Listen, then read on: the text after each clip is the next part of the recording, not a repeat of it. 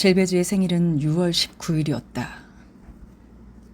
가족의 생일이면 쿠포의 집에서는 큰 잔치를 벌였다. 모두들 일주일치 배를 채우고 공처럼 뚱뚱해져서 나올 정도였다. 있는 돈을 몽땅 털어버리는 것이었다. 달력에 갖가지 성자를 생각해낸 것도 진탕 먹어치우기 위한 구실이었다. 벨지니는 젤베즈가 코 밑에 맛있는 것을 퍼넣는 것을 칭찬했다. 몽땅 마셔버리는 남자가 있는데 집안이 술로 떠내려가기 전에 우선 뱃속을 채워두는 것이 옳지 않은가. 어차피 돈이란 없어지게 마련이니까 푸주한에게 돈벌이를 시켜주건 술집에게 돈벌이를 시켜주건 마찬가지지. 젤베지는 그런 구실이 그럴싸하다고 생각했다. 자기들이 동전 한 입도 모으지 못하게 된 것은 쿠포 때문이었다. 그녀는 점점 더 살이 찌고 다리를 더 절게 되었다. 지방지리부터 다리가 뚱뚱해져서 그만큼 키가 작아진 것 같았다. 그 해엔 한 달 전부터 생일 얘기가 화제에 올랐다. 여러 가지 요리 생각을 하고선 모두들 입맛을 다셨다. 가게 사람들은 진탕 마시고 먹으려고 기다리고 있었다. 죽도록 놀고 기발하고 멋진 놀이를 꼭 해야지. 정말 우린 날이면 날마다 즐거운 것은 아니니까. 젤베즈가 가장 신경을 쓰는 것은 누구를 초대할 것인가였다. 식탁엔 12사람이 앉게 할 것이며 그 이상도 그 이하도 안 된다. 집안 식구만 해도 4사람이 된다. 구제 모자와 푸아송 부부도 초대했으면 좋겠고 그녀는 처음엔 위트와 부인과 클레망스는 부르지 않을 작정이었다. 너무 허물없이 지내게 하고 싶지 않았기 때문이다. 그러나 그녀들 앞에서 늘 생일 얘기가 나오고 그럴 때마다 그녀들이 시무룩한 얼굴을 했기 때문에 그만 그녀들에게 와달라고 말해버리고 말았다. 4사람과 4사람으로 8사람. 거기에 또 2를 더하면 10사람이다. 아무래도 12사람을 채우고 싶어서 얼마 전부터 자기와 다시 사귀었으면 하는 눈치를 보이고 있는 로리웨 부부와 화해를 했다. 어쨌든 로리웨 부부가 회식에 내려오고 그러면 글라스를 한 손에 들고 화해하기로 결정했다. 물론 친척끼리 언제까지나 사이좋지 않게 지낼 수도 없는 일이고 게다가 생일이라고 생각하니 양쪽의 기분도 부드러워졌다. 이럴 땐 여간해서 거절할 수 없는 법이었다. 그러자 이 화해를 알아차리고 보슈 부부는 상냥하게 미소를 짓고 친절한 태도로 접근해왔다. 그래서 그들에게도 회식에 참석해달라고 부탁하지 않을 수가 없었다. 아차, 어린애를 빼놓더라도 14사람이 된다. 그녀는 이런 정도의 회식을 가져본 일이 없었다. 그래서 당황했으나 또한 자랑스럽기도 했다. 생일은 마침 월요일이었다. 찬스가 좋았다. 젤베즈는 일요일 오후부터 요리 준비를 할 생각이었다. 토요일엔 다리미질하는 여직공들은 재빨리 일을 해치우고 상에 올릴 음식을 확실히 정하기 위하여 오래도록 가게에서 의견을 주고받았다. 한 가지 요리만은 3주 전부터 정해져 있었다. 살찐 거위구이였다. 모두들 입맛을 다시며 그 얘기를 했다. 키다리 클레망스는 토끼고기를 제안했다. 그러나 언제나 그것만 먹기 때문에 모두들 실증을 냈다. 젤베지는 무엇이고 고급 요리만을 생각하고 있었다. 마담 위트와가 송아지 고기 스튜를 하자고 하자 그녀들은 서로 얼굴을 바라보면서 모두들 미소를 지었다. 그것은 좋은 생각이었다. 송아지 스튜만큼 적절한 것은 없었다. 쿠포 어머니는 생선을 생각했다. 그러나 다른 여자들은 상을 찌푸렸다. 아무도 생선은 좋아하지 않았다. 배가 부르지도 않고 또한 가시도 많다. 오귀스틴느가 가오리를 좋아한다고 참견했다가 클레망스에게 입을 틀어막혔다. 마침내 여주인이 감자를 섞은 돼지고기 에피네를 생각해내자 모두들 또다시 얼굴이 밝아졌다. 마침 거기에 벨지니가 상기한 얼굴로 허둥지둥 들어왔다. 잘 왔어요. 어머니, 거위를 좀 보여드리셔요. 젤베지가 외쳤다. 쿠포 어머니는 또다시 거위를 가지러 가고 벨진이는 그것을 두 손으로 들어보지 않을 수 없었다. 굉장하구먼. 무겁기도 하고. 그녀는 그것을 바로 작업대 끝에 패티코트와 와이셔츠 뭉치 사이에 놓았다. 다른 일로 정신이 가득 차 있었던 것이다. 그녀는 젤베지를 안쪽 방으로 데리고 갔다. 이봐요. 당신에게 말해주고 싶은 것이 있어요. 거리 모퉁이에서 내가 누굴 만났는지 알아요? 랑티에란 말이에요. 그가 거기서 어슬렁거리며 엿보고 있었어요. 그래서 뛰어왔죠. 당신의 일이 걱정이 돼서. 아시겠소? 젤베지는 새파랗게 질렸다. 그 비열한 놈이 무슨 일이 있어 왔담. 그것도 생일 준비가 한창인 이때 오다니. 그러나 벨진이는 그녀에게 그렇게 걱정을 하다니 당신은 참 착하기도 하다고 했다. 만일 랑티에가 그녀를 쫓아다닌다면 순경을 불러서 유치장에 쳐넣으면 되지 않느냐고 했다. 한 달 전에 남편이 순경으로 임명된 이래로 이 갈색머리의 키다리 여인은 우쭐하여 누구나 할 것 없이 잡아간다고 떠들어댔다. 그녀는 언성을 높여 자기 힘으로 그 건달 패거리를 파출소로 끌고 가서 푸아송에게 넘겨주고 싶다고 하며 길거리에서 그자와 시비가 벌어졌으면 좋겠다고 했다. 그래서 젤베즈는 여직공들이 엿들으니 조용히 하라고 몸짓을 했다. 그리고 앞장서서 세탁소 안으로 들어와서 매우 냉정한 체하면서 다시 입을 열었다. 이제 야채도 있어야지. 베이컨이 곁든 완두콩은 어때요? 난 그것밖엔 먹을 생각이 없어요. 벨진이가 말했다. 그래요, 그래. 베이컨이 곁든 완두콩. 다른 여자들이 전원 찬성하고 오귀스틴느도 좋아라 하고 다리미 가열기에 부젓가락을 쑤셔댔다. 이튿날인 일요일, 쿠퍼 어머니는 3시부터 집에 있는 2개의 화덕과 보신의 집에서 빌려온 화덕에 불을 피웠다. 3시 반에는 포토페가 큰 남비에서 부글부글 끓고 있었다. 집에 있는 남비로는 작을 것 같아서 옆집 레스토랑에서 빌려온 큰 남비였다. 송아지 스튜와 돼지고기 에피네는 다시 삶는 것이 맛이 좋기 때문에 전날부터 만들기로 했던 것이다.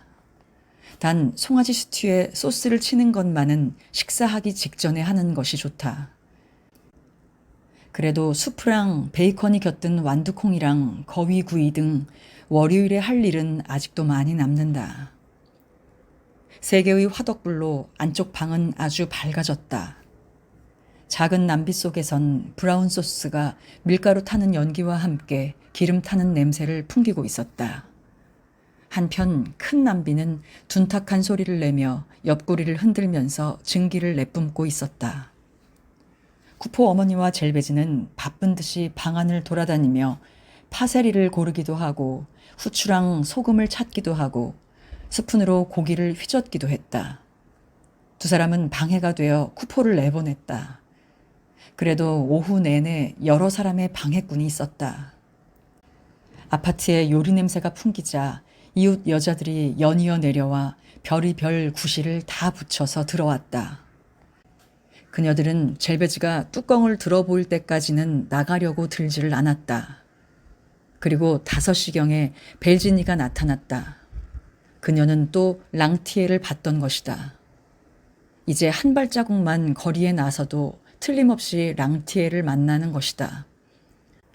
보슈아 주머니도 길 모퉁이에서 음침한 표정으로 고개를 내밀고 있는 그를 방금 전에 보았다고 했다. 마침 포토프에 쓸 삶은 양파를 조금 사러 나가려고 했던 젤베지는 부들부들 떨며 나가려 들지 않았다. 관리인 마누라와 바느질장이 여자가 우돛 밑에 단도나 권총을 숨기고 여자를 기다리는 사내들의 무서운 얘기를 들려주어 그녀를 놀라게 했기 때문에 더욱 더 그러했다. 그렇다. 거짓말이 아니다. 신문에도 날마다 나지 않는가. 그런 건달들이 행복하게 사는 옛 여자를 만나고 싶을 때면 무슨 짓이라도 한다니까. 벨지니는 친절하게도 삶은 양파를 사다 주겠노라고 제의했다. 여자들끼리 서로 도와야 할 게 아닌가. 이 가엾은 사람이 맞아 죽을지도 모르는 일을 그대로 버려둘 순 없는 일이지. 집에 돌아오자 벨지니는 이제 랑티에는 없더라고 했다. 들킨 줄 알고 도망친 것이 분명하다고 했다. 그래도 작은 남비 주위에서 주고받는 잡담은 저녁 때까지 오직 랑티에의 얘기가 중심이었다. 보슈 아주머니가 쿠포에게 알리면 어떠냐고 권유하자 젤베즈는 제발 그에겐 한마디도 말아달라고 했다. 만일 그가 안다면 그야말로 큰일이다. 자기 남편이 이미 그 일을 어렴풋이 눈치채고 있는 것 같으며 며칠 전부터 잘 때면 욕설을 퍼부으며 벽을 주먹으로 친다고 했다. 두 사나이가 자기 때문에 서로 다툰다고 생각하니 와들와들 떨렸다. 쿠포가 어떤 사람인지 그녀는 잘 알고 있었다. 질투가 많은 사람이니 흉기를 가지고 랑티에에게 덤벼들지도 모를 일이었다. 이렇게 네 여자들이 이 사건에 관하여 이러쿵 저러쿵 하는 동안에 화덕 위에서는 수프가 끓고 있었다. 쿠포 어머니가 뚜껑을 열자 송아지 고기와 돼지고기는 소리를 내며 흔들리고 있었다. 포토페는 배를 햇볕에 드러내고 코를 고는 듯한 소리를 내고 있었다. 여자들은 결국 고깃국의 맛을 보기 위해서라며 빵을 찢어 넣고 수프를 적셨다. 마침내 월요일이 되었다. 젤베제는 만찬에 14사람이 초대되었으니 전부 방에 수용되지 못하면 어쩌나 걱정했다. 그래서 그녀는 가게에다 상을 차리기로 했다. 또한 식탁의 방향을 어떻게 할 것인가를 정하기 위해 자로 방 안을 재보았다. 그 결과 세탁물을 정리하고 작업대를 떼어야 했다. 그런데 이처럼 한창 떠들썩한 가운데 여자 손님이 하나 찾아와서 금요일부터 세탁물이 다 되기를 기다리고 있는 중이라고 하자 소동이 벌어졌다.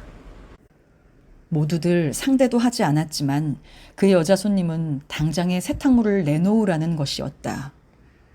그래서 젤베즈는 변명을 하며 천연덕스럽게 거짓말을 했다. 즉 자기네 실수가 아니라 오늘은 세탁소의 대청소 날로 내일이 돼야 여직공들이 출근한다고 했다.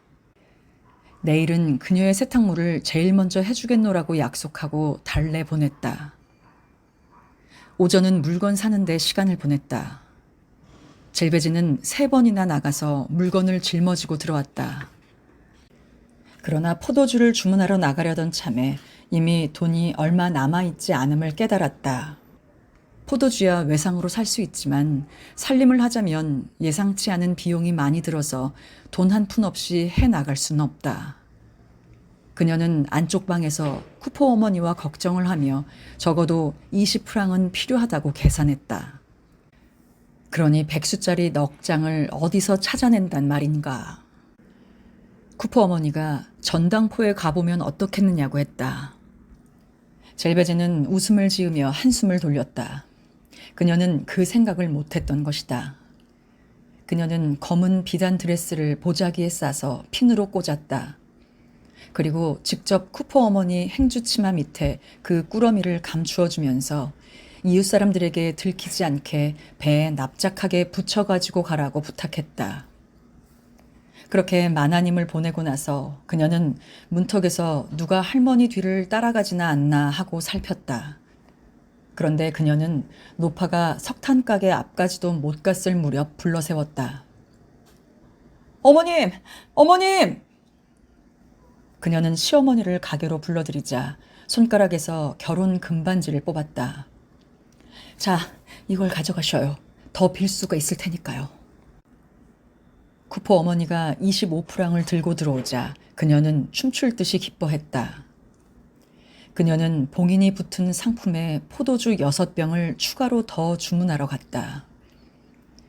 로리웨 부부를 짓밟는 것은 쿠포 부부의 꿈이었다. 그 우명한 로리웨 부부는 맛있는 것을 먹을 땐 마치 훔쳐온 것처럼 방문을 걸어 잠근다. 그리고 창문에 담요를 걸어 잠자고 있는 것처럼 보이게 한다. 그러면 물론 아무도 찾아올 수 없다. 그때 둘만이 개걸스럽게 먹는다. 큰 소리라곤 전혀 내지 않고 급하게 뱃속에 구겨 넣는다. 다음 날이 돼도 쓰레기통에 뼈다귀 하나 버리질 않는다. 그런 짓을 했다가는 무엇을 먹었나 남들이 알 테니까. 마누라가 저 멀리 길 모퉁이까지 가서 시궁창에 그것을 버리는 것이다. 어느 날 아침 젤베지는 로리웨 부인이 굴 껍데기가 가득 든 바구니를 그곳에서 털어내는 것을 우연히 보았다. 아, 아니다. 틀림없이 저 욕심장이들은 자기 자신에겐 인색하지 않다. 남이 안 보는 데서 우물우물 먹는 것도 애써 자기들을 가난하게 보이려는 수단이다. 좋다. 그것들에게 한 가지 가르쳐주자. 인간이 개가 아니라는 것을 보여주자. 젤베지는 가능하다면 한 길 한가운데 음식을 차려놓고 길 가는 사람 모두에게 식사 대접을 하고 싶었다. 돈이란 곰팡이를 쓸게 하려고 발명한 것이 아니지 않는가. 돈이란 햇빛에 비쳐서 반짝일 때의 아름다운 것이다. 이제 젤베지는 로리웨 부부와는 전혀 다른 사람이 되어 20수를 가지고 있으면 40수를 가지고 있는 것처럼 보이려고 했다. 쿠퍼 어머니와 젤베지는 3시부터 식탁 준비를 하며 로리웨 부부 얘기를 했다. 두 사람은 진열대에 큰 커튼을 쳤다. 그러나 지독히 더운 날씨였기 때문에 문을 활짝 열어놓아 동네 사람들이 지나가다가 다 볼 수 있게 되었다. 그녀들은 물병 하나, 포도주 한 병, 소금 그릇 하나를 놓는데도 어떻게든지 로리웨 부부를 놀라게 하려고 생각했다. 로리웨 부부의 자리도 미리 정하여 그 자리에는 특히 예쁜 식기를 늘어놓게 했다. 그리고 두 여자는 흰 볼을 덮은 큰 식탁 양쪽 끝에 서서 서로 미소를 주고받았으며 식탁에 늘어놓은 14사람의 식기가 그녀들의 자존심을 크게 부풀게 했다. 마치 가게 한복판에 예배당을 차려놓은 것 같았다. 그건 그렇고 그 사람들 어째서 그렇게 인색한지 모르겠어요. 아시겠지만 지난달 다 된 물건을 돌려주러 갔다가 금사슬 하나를 잃어버렸다고 마누라가 여기저기 퍼뜨리고 다녔지만 그건 다 거짓말이에요. 그 여자는 절대 물건을 잃어버리지 않아요. 그저 가난을 한탄하여 어머님께 백수를 안 드릴 심보여서 그러는 거죠. 젤베지가 말했다. 나는 아직 나의 백수를 2번밖에 받아본 일이 없어. 쿠퍼 어머니가 말했다. 내기를 해도 좋아요. 내달엔 또 다른 핑계를 꾸며댈 테니까 두고 보세요. 토끼고기를 먹을 때 창문을 가리는 이유를 이제 알겠어요. 토끼고기를 먹으니 어머님께 백수 정도는 드릴 수 있다라는 말을 들을까 봐 그러는 거죠. 정말 흉악해요, 그 사람들은. 우리가 모시지 않았더라면 어머님은 정말 어떻게 되셨을까? 쿠퍼 어머니는 고개를 끄덕였다. 오늘 그녀가 완전히 로리웨 부부의 적이 된 것은 쿠퍼 부부가 큰 잔치를 벌였기 때문이다.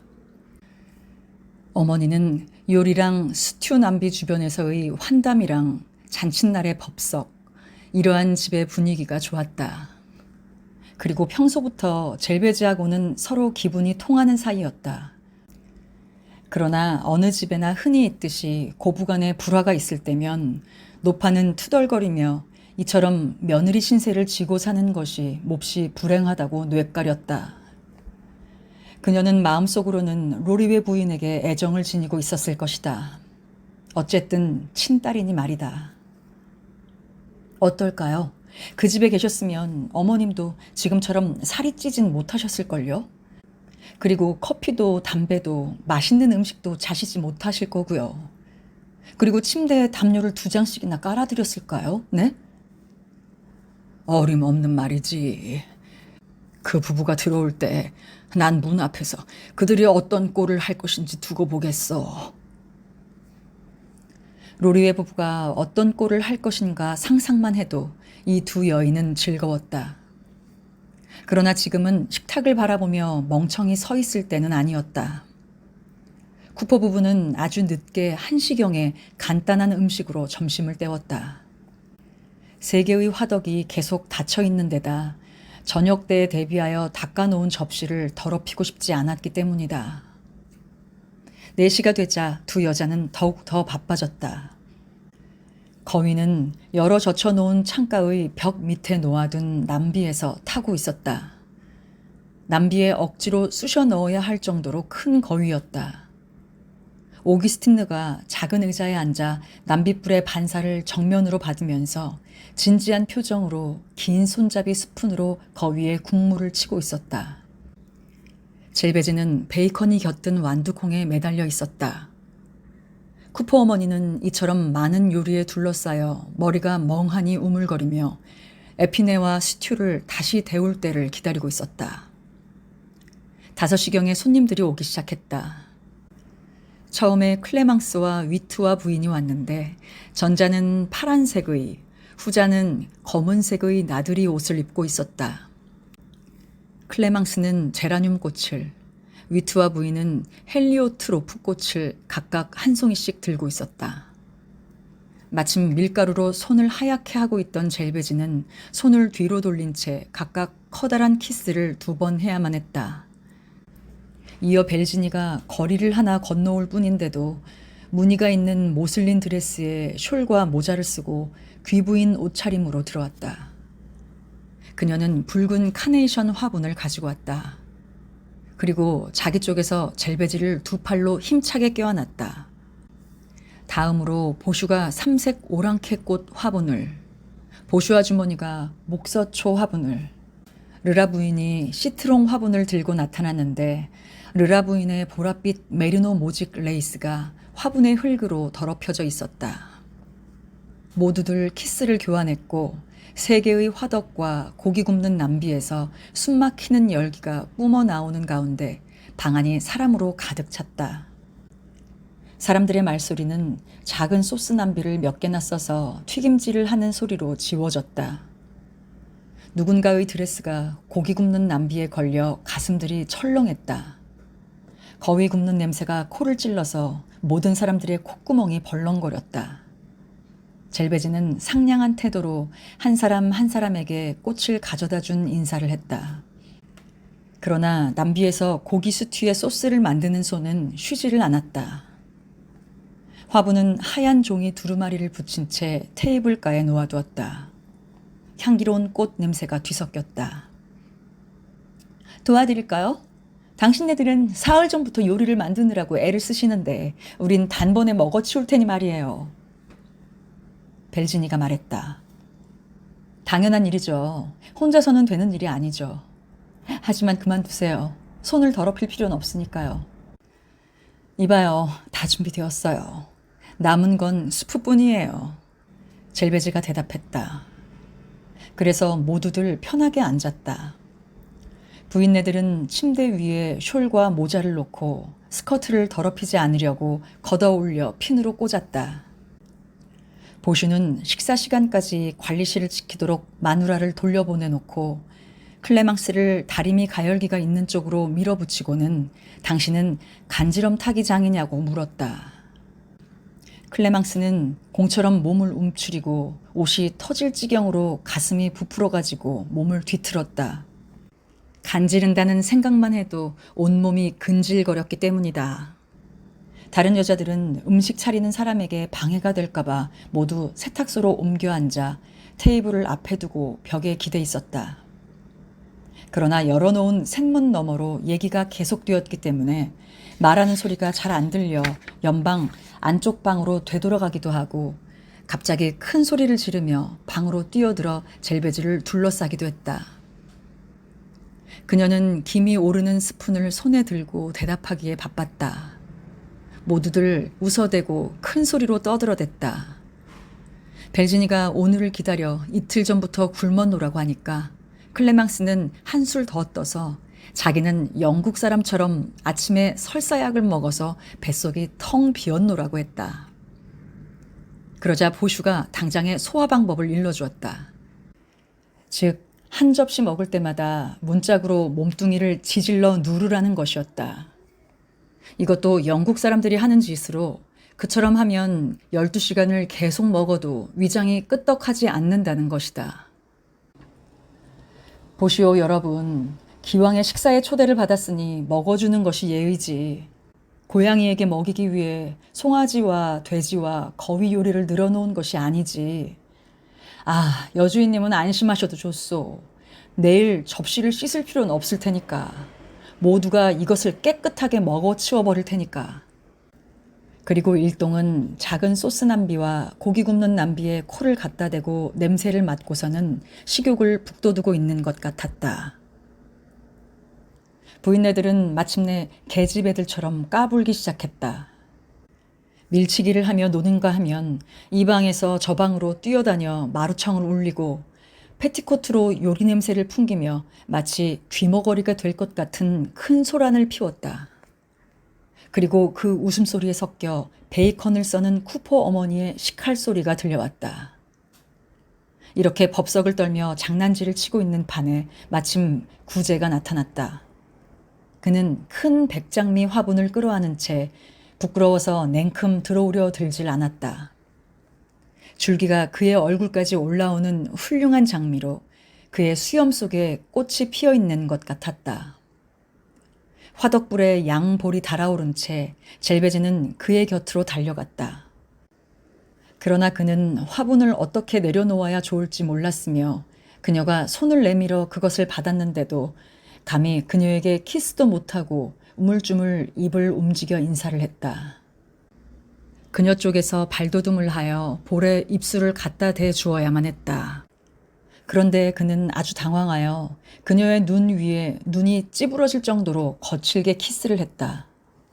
두 사람 다 몸을 떨면서 서 있었다. 어머, 구제씨, 너무나 아름다워요. 그녀는 말하면서 장미꽃을 다른 화분 옆에 늘어놓았는데 그것은 마치 깃털 장식처럼 뻗어있는 잎 전체가 다른 꽃들보다 높았다. 천만에요. 그는 딴 말이 생각이 나지 않아 그렇게 되풀이할 뿐이었다. 그리고 나서 마음이 좀 가라앉자 크게 한숨을 쉬고 어머니는 오지 못할 것 같다고 했다. 어머니는 좌골 신경통이라 했다. 젤베즈는 실망하여 무슨 일이 있어도 구제 부인에게 드리고 싶으니 이 거위 고기를 좀 남겨주겠노라고 했다. 이제 더 기다릴 사람이 없었다. 쿠포는 점심 식사를 마치고 푸아송을 집까지 데리러 가서 지금쯤은 그 근처에서 함께 어슬렁거리고 있을 것이 뻔했다. 이제 곧 돌아올 것이다. 6시 정각에 돌아오겠노라고 약속했으니까. 그래서 수프도 거의 다 되었으므로 젤베즈는 르라 부인을 불러서 이제 그럭저럭 로리웨 부부를 부르러 갈 시간이라고 했다. 그 순간 르라 부인은 매우 엄숙한 표정을 지었다. 교섭 일체를 도맡고 양가 사이에서 이를 어떻게 처리할 것인가를 결정지은 것은 그녀였다. 그녀는 숄과 보닛 모자를 다시 한번 쓰고서 스커트를 입은 몸이 긴장으로 뻣뻣하게 되어 근엄한 태도로 올라갔다. 젤베즈는 아래층에서 한마디 말도 없이 스프와 마카로니를 계속 휘젓고 있었다. 모두들 갑자기 정색을 하고 숙연하게 기다렸다.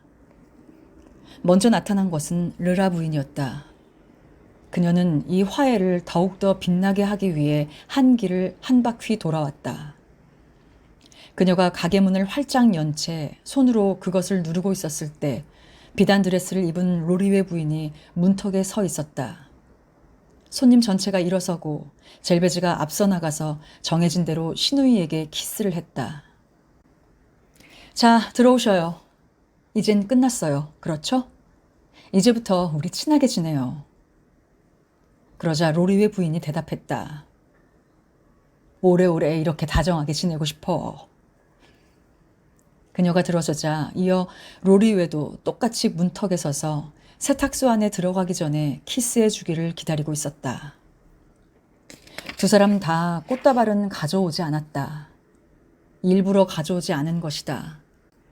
처음으로 절름발이네 집에 가는데 꽃다발 같은 것을 가지고 가면 굴복한 꼴이 된다고 생각했기 때문이다.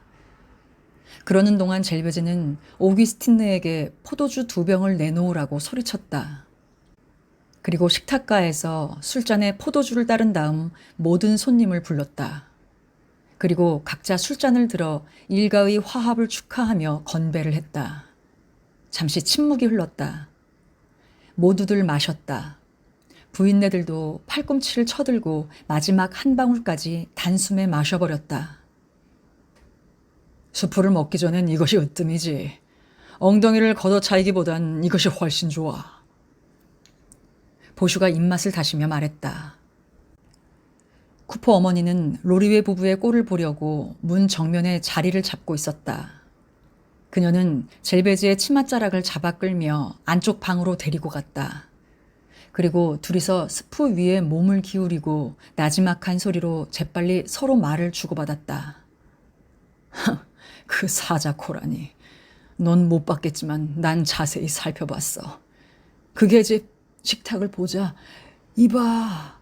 이렇게 얼굴이 일그러지더니 입 양끝이 눈에 닿을 정도로 치솟지 뭐야.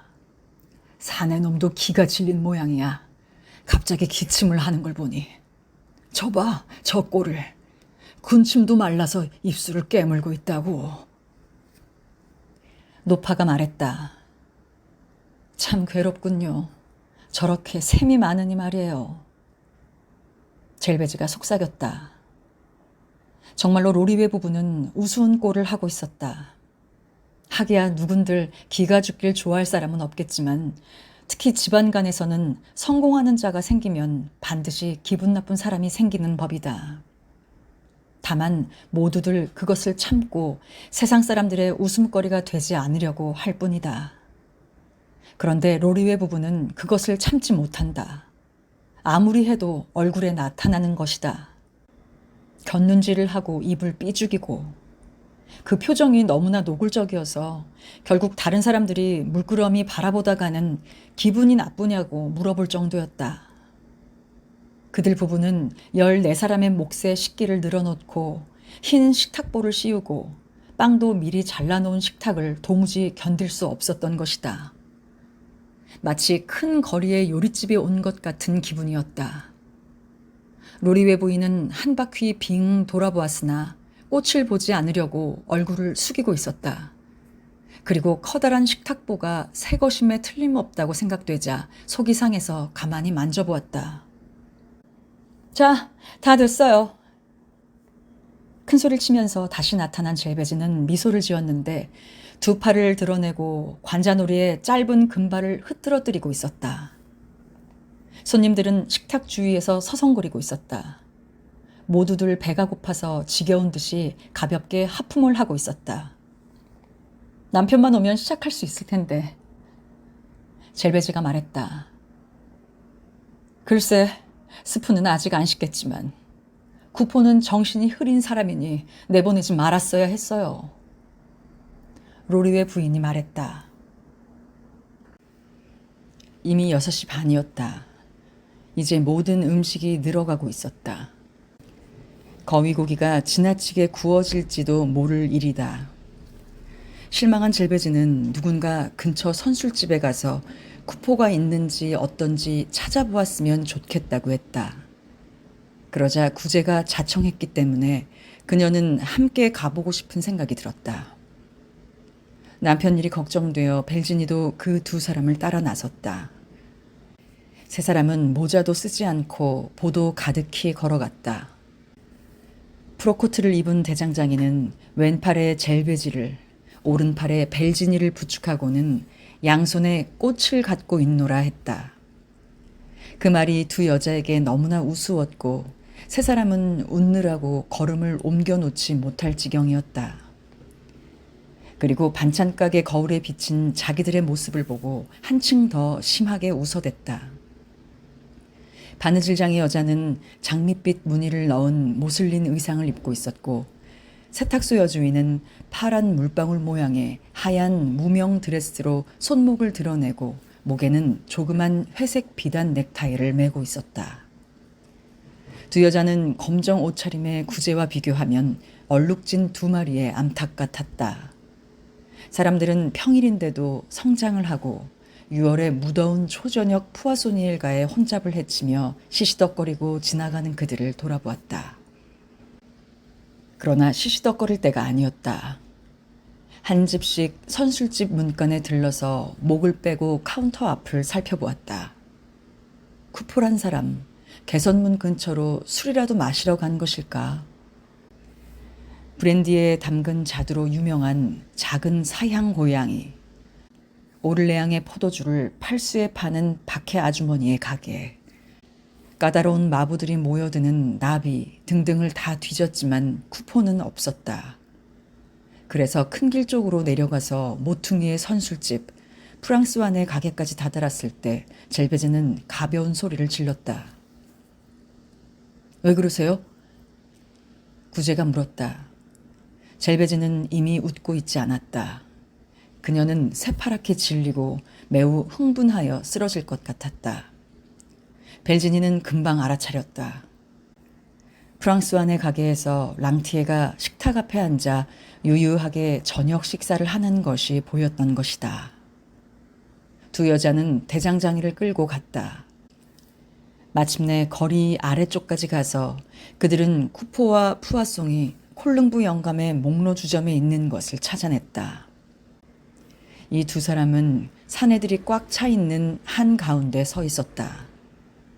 회색 작업복을 입고 있는 쿠포는 분연한 태도로 카운터를 주먹으로 치면서 외쳐댔다. 오늘 비번이었던 푸아송은 밤색 헌 외투를 입고 생기 없는 뚱한 얼굴로 붉은 카이젤 수염과 코밑 수염을 곤두세우고 상대방의 얘기를 듣고 있었다. 구제는 여자들을 길에 남겨둔 채 들어가서 함석장이 어깨에 손을 얹었다. 그러나 함석장이는 밖에 젤베즈와 벨지니가 있는 것을 보자 벌컥 화를 냈다. 누가 저런 암컷들을 데리고 왔지? 이제는 이런 데까지 치맛자락이 따라오고. 좋지. 난 꼼짝 않을 테니 니놈들끼리 시시한 만찬을 먹으라고. 그를 달래기 위해 구제는 술 한 잔을 받지 않을 수 없었다. 그래도 그는 심술궂게 카운터 앞에서 5분 동안은 꾸물거렸다. 겨우 밖으로 나오자 그는 마누라에게 이렇게 말했다. 이따위 짓은 나에게 걸맞지 않아. 볼 일 있으니 상관 마. 알았어? 그녀는 아무 대답도 하지 않았다. 온몸이 떨렸다. 그녀는 벨지니에게 랑티에에 대하여 이야기해야만 했다. 벨지니가 자기 남편과 구제를 밀어젖히며 앞서가 달라고 큰 소리를 쳤기 때문이다.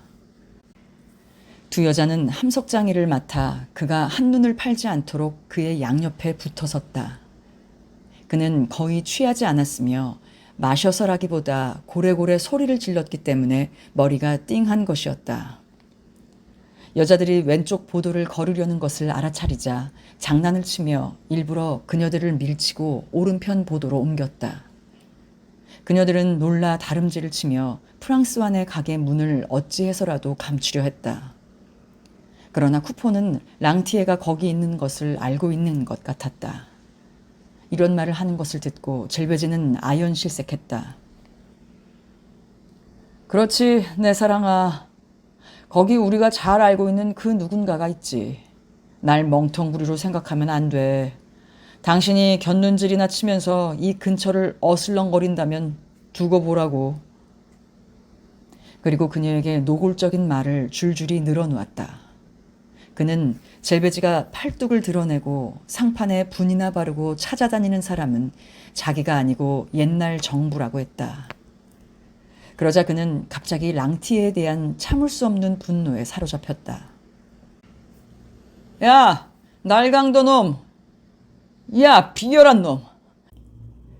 우리 둘 중에 누구 하나가 토끼 새끼처럼 창자가 터져서 길바닥에 나자빠질 때까지 해보자고.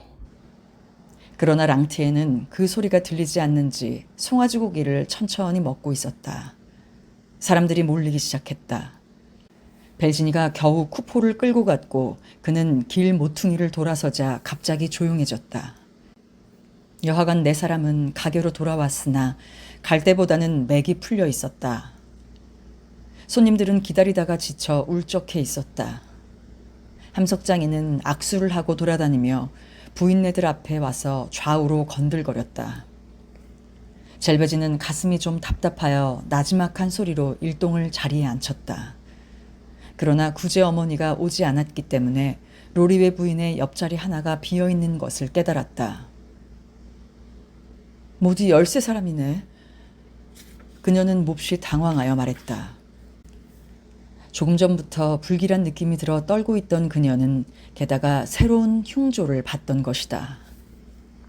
이미 앉아있던 부인들이 불안한 듯 유감스러워하며 일어섰다. 위트와 부인이 자기가 물러나겠다고 자청했다. 그렇게 해서는 안 된다는 것이 그녀의 이유였다. 게다가 자기는 아무것도 손대지 않을 터이니 아무리 먹을 것이 있어 봐야 소용없다는 것이다. 그러나 보슈는 비웃었다. 즉 자기는 14사람보다 13사람이 좋다. 더 많은 몫을 먹을 수 있으니 그뿐이 아니냐는 것이었다.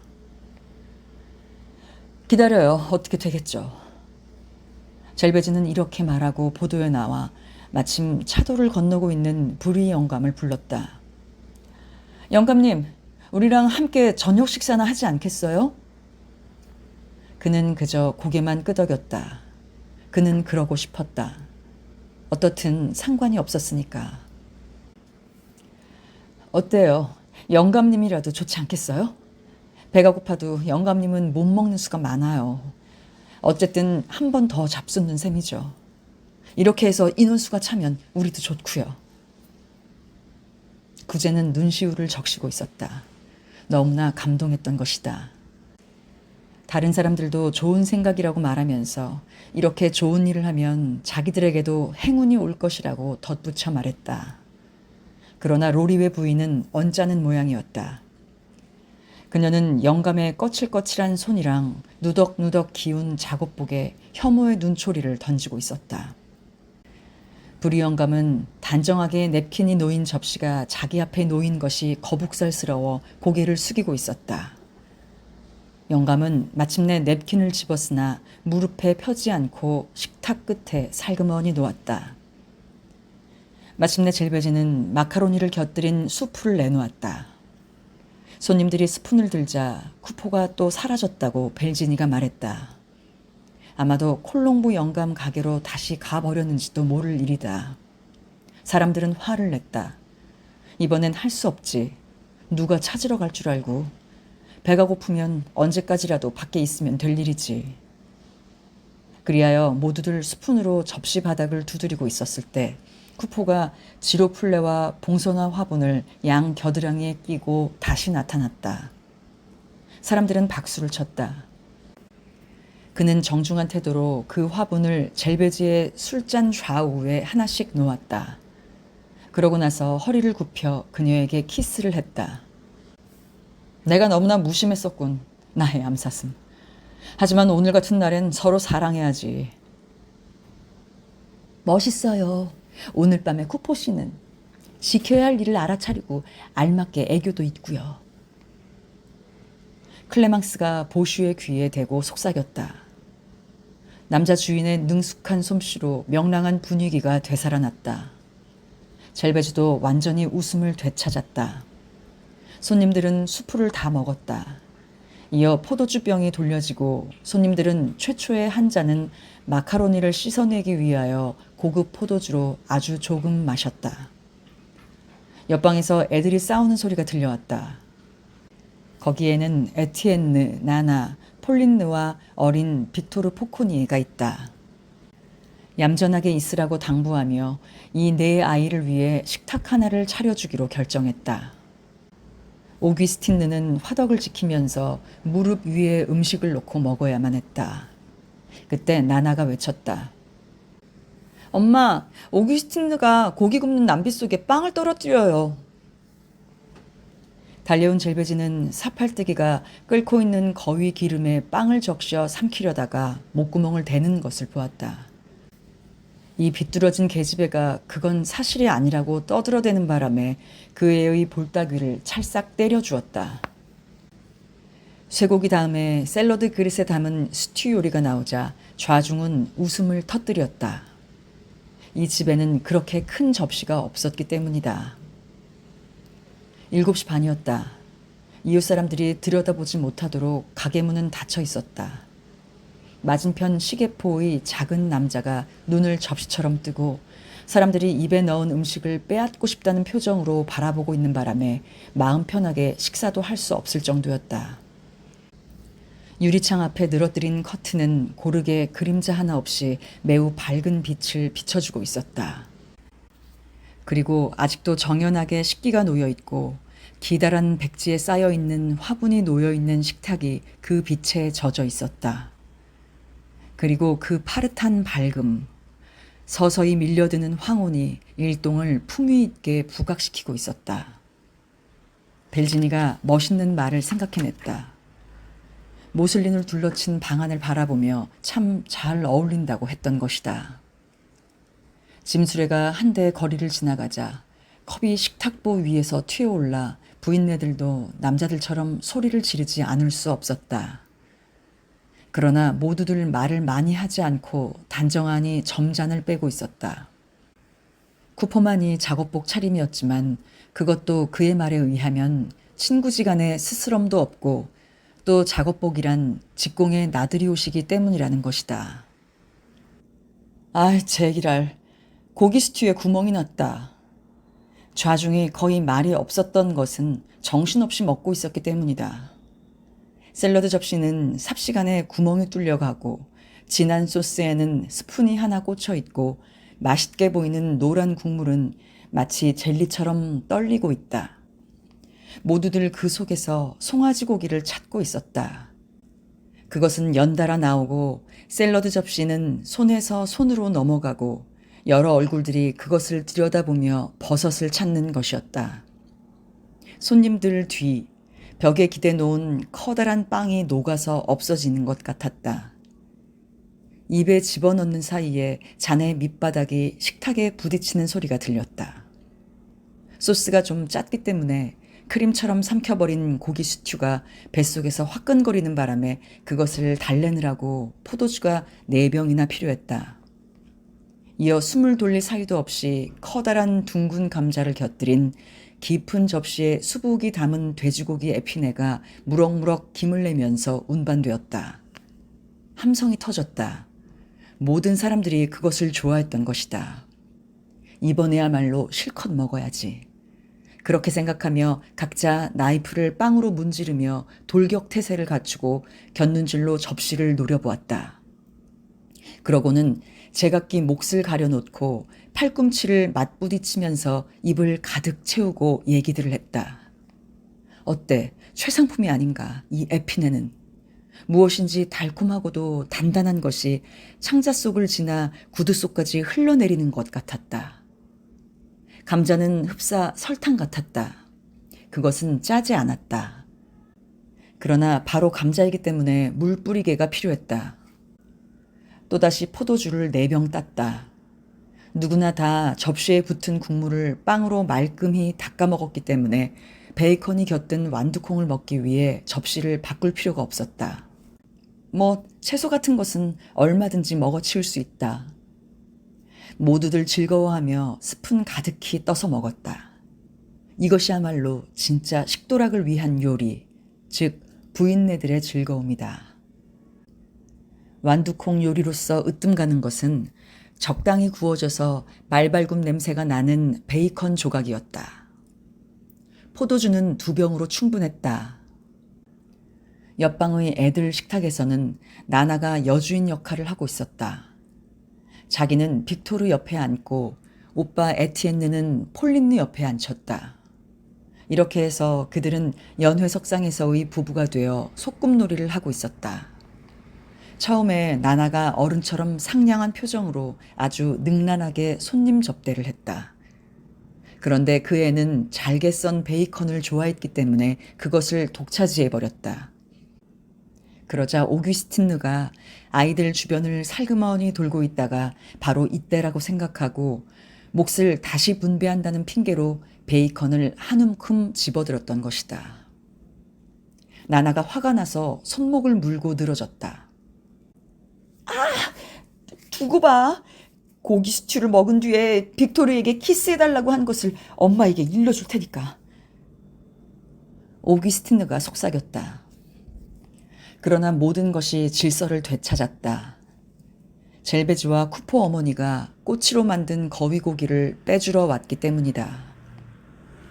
큰 식탁 쪽에선 모두들 의자 등에 기대어 한숨 돌리고 있었다. 남자들은 조끼의 단추를 풀고 부인네들은 냅킨으로 얼굴을 닦고 있었다. 말하자면 식사는 중간 휴식에 들어간 셈이었다. 단지 몇몇 손님만이 그런 것도 모르고 턱을 실룩거리며 빵을 큰 입으로 계속 쑤셔 넣고 있었다. 그렇게 마구 먹고 있는 사람이 있어도 그래도 기다릴 사람은 기다리고 있었다. 밤이 서서히 내려앉았고 낮의 회색빛이 커튼 너머에서 진한 색으로 변해 있었다. 오기스티느가 식탁 양쪽 끝에 불 붙인 램프를 하나씩 놓자 식탁이 환하게 드러났다. 기름에 번쩍이는 접시와 포크, 흐트러진 빵 부스러기와 술에 얼룩진 식탁보 따위가 완연히 드러났다. 무엇인지 강한 냄새에 숨이 막힐 것 같았다. 그래도 부엌에서 뜨거운 공기가 뿜어 들어오자 모든 사람의 코가 그쪽으로 향했다. 거들어줄까요? 벨지니가 의자에서 일어나 옆방으로 들어갔다. 여자들이 연이어 전부 그 뒤를 따랐다. 그리고 고기 굽는 남비를 둘러싸고는 거위고기를 잡아당기고 있는 젤베지와 쿠포 어머니에게 크나큰 관심의 눈초리를 보냈다. 이윽고 함성이 애들의 고함 소리와 섞여서 들렸다. 이어 승리의 개선이 있었다. 젤베지가 땀에 젖은 밝은 얼굴에 조용히 미소를 짓고 팔을 뻣뻣하게 하고 거위고기를 들고 들어온 것이다. 여자들이 역시 만면의 웃음을 지으며 그 뒤를 따라 들어왔다. 한편 나나는 눈을 동그랗게 뜨고 맨 끝에서 발돋움을 하여 보고 있었다. 거위가 커다란히 금빛 국물을 흘리면서 식탁에 놓였으나 모두들 바로 덤벼들진 않았다. 감탄한 나머지 경건한 마음이 되어 말도 나오지 않았던 것이다. 서로 이새를 바라보면서 눈짓도 하고 고개를 끄덕이기도 했다. 영양이 좋았던 거야. 병만 핥고 있었던 것은 아니지, 이건 말이야. 보슈가 말했다. 그리하여 모두들 그 거위에 대한 얘기가 시작되었다. 젤베지는 여러 가지 사실을 분명하게 밝혔다. 즉, 이 포브르 푸아소니엘의 가금상에서 찾아낸 가장 좋은 것으로 석탄집 저울로 12파운드 반이나 나갔고 그것을 익히는데 석탄이 한 말 들었으며 기름이 사발로 3그릇이나 나왔다고 했다. 벨지니가 그 말을 가로막으며 자기는 그것이 익혀지기 전에 생 것일 때 보았노라고 자랑했다. 그대로 먹고 싶을 정도였다고 했다. 껍질이 매우 하얗고 보드라웠으며 마치 금발머리 여자의 피부 같았다고 했다. 남자들은 그 개걸스러운 입술을 벌름거리며 웃고 있었다. 그러나 로리웨 부부는 이렇게 훌륭한 거위가 절름발이의 식탁을 장식하고 있는 것을 보고 숨이 막혀 불쾌한 표정을 감추지 못했다. 젤베지가 마침내 입을 열었다. 그런데 자, 이것을 통째로 먹을 수도 없고 누가 잘라주지 않겠어요? 난 못해요. 너무 커서 난 무서워요. 쿠포가 자청하여 나섰다. 그러나 모두들 반대하고 함석장이로부터 식칼을 빼앗았다. 그 녀석이 자르면 접시 안이 흡사 묘지가 될 판국이었다. 사람들은 잠시 이 위험한 일을 누가 잘해낼 수 있을까 하고 생각했다. 마지막으로 르라 부인이 상냥한 말소리로 말했다. 어떨지 모르겠어요. 푸아송 씨에게 부탁드리면요. 틀림없이 푸아송 씨라면. 사람들이 망설이는 표정이었기 때문에 그녀는 덧붙여 말했다. 확실히 그래요. 푸아송 씨라면 칼 쓰기에 익숙한 분이시니까요. 그러고 나서 그녀는 식칼을 순경에게 넘겨주었다. 사람들은 만족과 찬성의 웃음을 터뜨렸다. 푸아송은 군대식으로 딱딱하게 고개를 숙이고 자기 앞에 있는 거위를 집었다. 양 옆에 젤베지와 보쇼 아주머니는 몸을 빼서 그의 팔꿈치에 방해되지 않도록 했다. 그는 거위를 접시에 못 박아 놓기라도 하는 것처럼 뚫어지게 바라보며 과장된 몸짓으로 천천히 잘 나갔다. 깊게 내려간 식칼이 뼈에 부딪혀서 소리를 냈을 때 로리웨는 애국심이 용솟음쳐 나오는 것을 느끼며 외쳤다. 어떤가? 그것이 카자흐 병정이라면. 푸아송 씨, 당신은 카자흐 병과 싸워본 일이 있나요? 보슈 아주머니가 물었다. 아니요. 베두인족과는 싸워본 적이 있습니다. 이젠 카자흐 병 같은 것은 없죠. 그러나 좌중엔 깊은 침묵이 감돌았다. 사람들은 목을 길게 빼고 식칼이 움직이는 것을 눈으로 쫓고 있었다. 푸아송은 모든 사람들을 깜짝 놀라게 해줄 생각이었다. 벼란간 최후의 일격을 가하자 꽁무니가 잘리며 거위가 꽁지를 위로 하고 곤두섰다. 흡사 주교의 모자 같았다. 그러자 와 하고 감탄의 소리가 났다. 연회에서 애교가 있는 것은 전직 군인밖엔 없었다.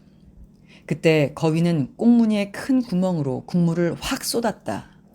그래서 보슈가 장난질을 쳤다. 내 신청하는 건데 저 모양으로 입안에 쉬라도 싸줄 사람은 없을까? 어머 더러워라. 정말 망측한 소리를 하시네. 부인네들이 소리쳤다. 난 이렇게 지저분한 사람인 줄 정말 몰랐어요. 입 다물지 못해요. 당신처럼 말하면 누구나 기분 나쁠 거예요. 이건 모두 먹을 음식이에요. 보슈 아주머니가 누구보다도 더 화를 내며 말했다. 그때 그 소란 속에서 클레망스가 집요하게 되풀이하여 말했다. 이봐요, 푸아송 씨, 꽁지 부분을 나에게 주세요. 네? 꽁지는 당연히 당신의 것이지. 르라 부인이 예의 외설스러운 표정으로 말했다. 이렇게 거위 고기는 조각이 났다. 모든 사람들을 주교 모자로 잠시 감탄케 해놓고서 순경은 고기를 잘게 썰어 접시 가에 늘어놓았다. 각자 마음대로 집을 수 있었다. 그러나 부인네들은 드레스의 훅을 풀면서 더워서 못 견디겠다고 투덜거렸다. 쿠포는 제 집에 있는데 어떠냐며 인근 사람들에게 보여주자고 외쳐댔다. 그가 거리 쪽 문을 활짝 열었기 때문에 잔치는 역마차 소리와 보도를 오가는 사람들의 혼잡의 한가운데에서 벌어졌다. 마침 고기를 씹던 턱도 한동안 휴식을 했고 식도에도 새로운 구멍이 뚫렸기 때문에 회식자들은 다시 저녁 식사를 시작하며 맹렬한 기세로 거위고기에 달려들었다. 거위고기 자르는 것을 보고 기다리느라고 고기 스튜와 에피네는 소화가 되어 이제 장단지까지 내려가 버렸다고 익살장이 보슈가 말했다. 예를 들자면 이거야말로 포크의 일대 돌격이었다. 즉 그 누구도 이처럼 위장 속에 음식을 쳐넣어 본 기억은 없었다. 통통하게 살찐 젤베지는 한 입이라도 더 먹으려고 하얗고 커다란 고기를 꾸역꾸역 먹어댔다. 다만 구제에게만은 이렇게 고양이처럼 식탐하는 자신을 보이기 싫어 얼마간은 부끄러웠다. 물론 구제도 먹을 만큼 먹으면서 그녀가 열심히 먹느라고 아주 불그스레해진 것을 보고 있었다. 이 식탐장이 여자가 날개죽지 밑둥을 자기 입에 넣지 않고 노인에게 주는 것을 보는 건 감동스러운 것이었다. 그러나 노인은 맛도 모르는지 지나친 성찬에 상기되어 고개를 숙인 채 무엇이고 그저 씹지도 않고 삼켜버리는 것이었다. 그 위장은 빵의 맛 같은 것은 완전히 잊고 있었다. 로리웨 부부는 이 군고기에 달라붙어 원한을 풀고 있었다. 그들은 사흘치는 넉넉히 쑤셔 넣었다. 절름발이를 파산시키기 위해서라면 접시와 탁자, 그리고 가게까지 삼켜버렸을 것이다. 부인네들은 누구나 뼈다귀에 붙은 부분을 좋아했다. 살이 붙어있는 뼈다귀는 여자들이 좋아하는 부분이었다. 르라 부인, 보슈 아주머니, 그리고 위트와 부인은 뼈다귀를 후비고 있었고 쿠포 어머니는 목을 좋아하여 2개밖에 남지 않은 이로 그곳에 붙어있는 고기를 뜯고 있었다. 벨지니는 살짝 구워진 껍질을 좋아했다. 그래서 모두들 환심을 사려고 그녀에게 껍질을 내주었다. 그 때문에 푸아송은 무서운 눈초리로 마누라를 노려보며 이렇게 많으니 이제 그만두라고 나무랄 정도였다. 전에도 언젠가 거위구이를 과식하여 배가 불러서 2주일이나 알아누운 일이 있지 않은가. 그래서 쿠포는 분개하여 허벅지 고기를 벨지니에게 내밀면서 이렇게 소리쳤다. 제기랄, 이 고기를 깨끗이 다 해치우지 못한다면 여자가 아니지. 거위고기 먹고 탈났다는 말 못 들었어. 탈나기는커녕 거위고기는 비장병을 고쳐준다고. 빵도 없이 후식처럼 뜯어먹을 수 있단 말이야. 자기 같으면 밤새도록 먹어도 끄떡 없다고 했다. 그러면서 과시하느라고 다리 하나를 통째로 입에 구겨 넣었다. 그동안 클레망스는 꼬리고기를 먹어치우고 보슈가 낮은 목소리로 외설스러운 소리를 속삭였기 때문에 우스워 못 견디겠다는 듯이 의자 위에 몸을 꼬고 킬킬거리며 국물을 마시고 있었다. 이 굉장한 대식가들은 당장이라도 백가죽이 터질 것만 같았다. 입은 벌리고 턱은 기름투성이가 되어 그 얼굴은 마치 장사가 잘 되어 터질 것 같은 부자의 엉덩이처럼 시뻘겋기만 했다. 그런데 포도주로 말하자면 그것이 마치 샌강에 흐르는 물처럼 식탁 주위에 흐르고 있었다. 지면이 메말라 갈증을 느끼고 있을 때 비가 내려 그곳에 흐르는 작은 개울, 흡사 그런 양상이었다. 쿠포는 붉은 포도주가 쏟아져 나와 거품이 이는 것을 보기 위해 그것을 훨씬 더 높이 들어 따랐다. 그리고 병이 비자 그것을 거꾸로 들고 암소 젖을 짜는 여자의 솜씨로 병을 짜는 신용을 하면서 장난질을 쳤다. 또 한 병의 마개가 열렸다. 세탁소 한 구석엔 병의 시체가 점점 높이 쌓였고 그 무덤 위에 모두들 식탁에 찌꺼기를 버렸다. 위트와 부인이 물을 좀 달라고 하자 함석장이는 골이 나서 물병을 치워버렸다. 정상적인 사람이라면 물을 마실까? 그렇다면 그녀는 뱃속에 개구리를 기를 작정인 게지. 술잔은 당장에 비워지고 단숨에 목구멍으로 흘러내려가 액체가 소나기 오는 날 홈통을 흘러내리는 빗물 같은 소리를 냈다. 싸구려 포도주가 비처럼 오는구나. 이건 처음엔 헌 술통 맛이 나더니 이젠 익숙해져서 마침내 개암 냄새가 나는구먼. 아, 빌어먹을. 예수회 교도들이 무어라고 하건 포도의 집이란 역시 대단한 발명이다. 좌중이 웃어대며 찬성의 박수를 쳤다. 결국 노동자란 술 없이 살 수 없다.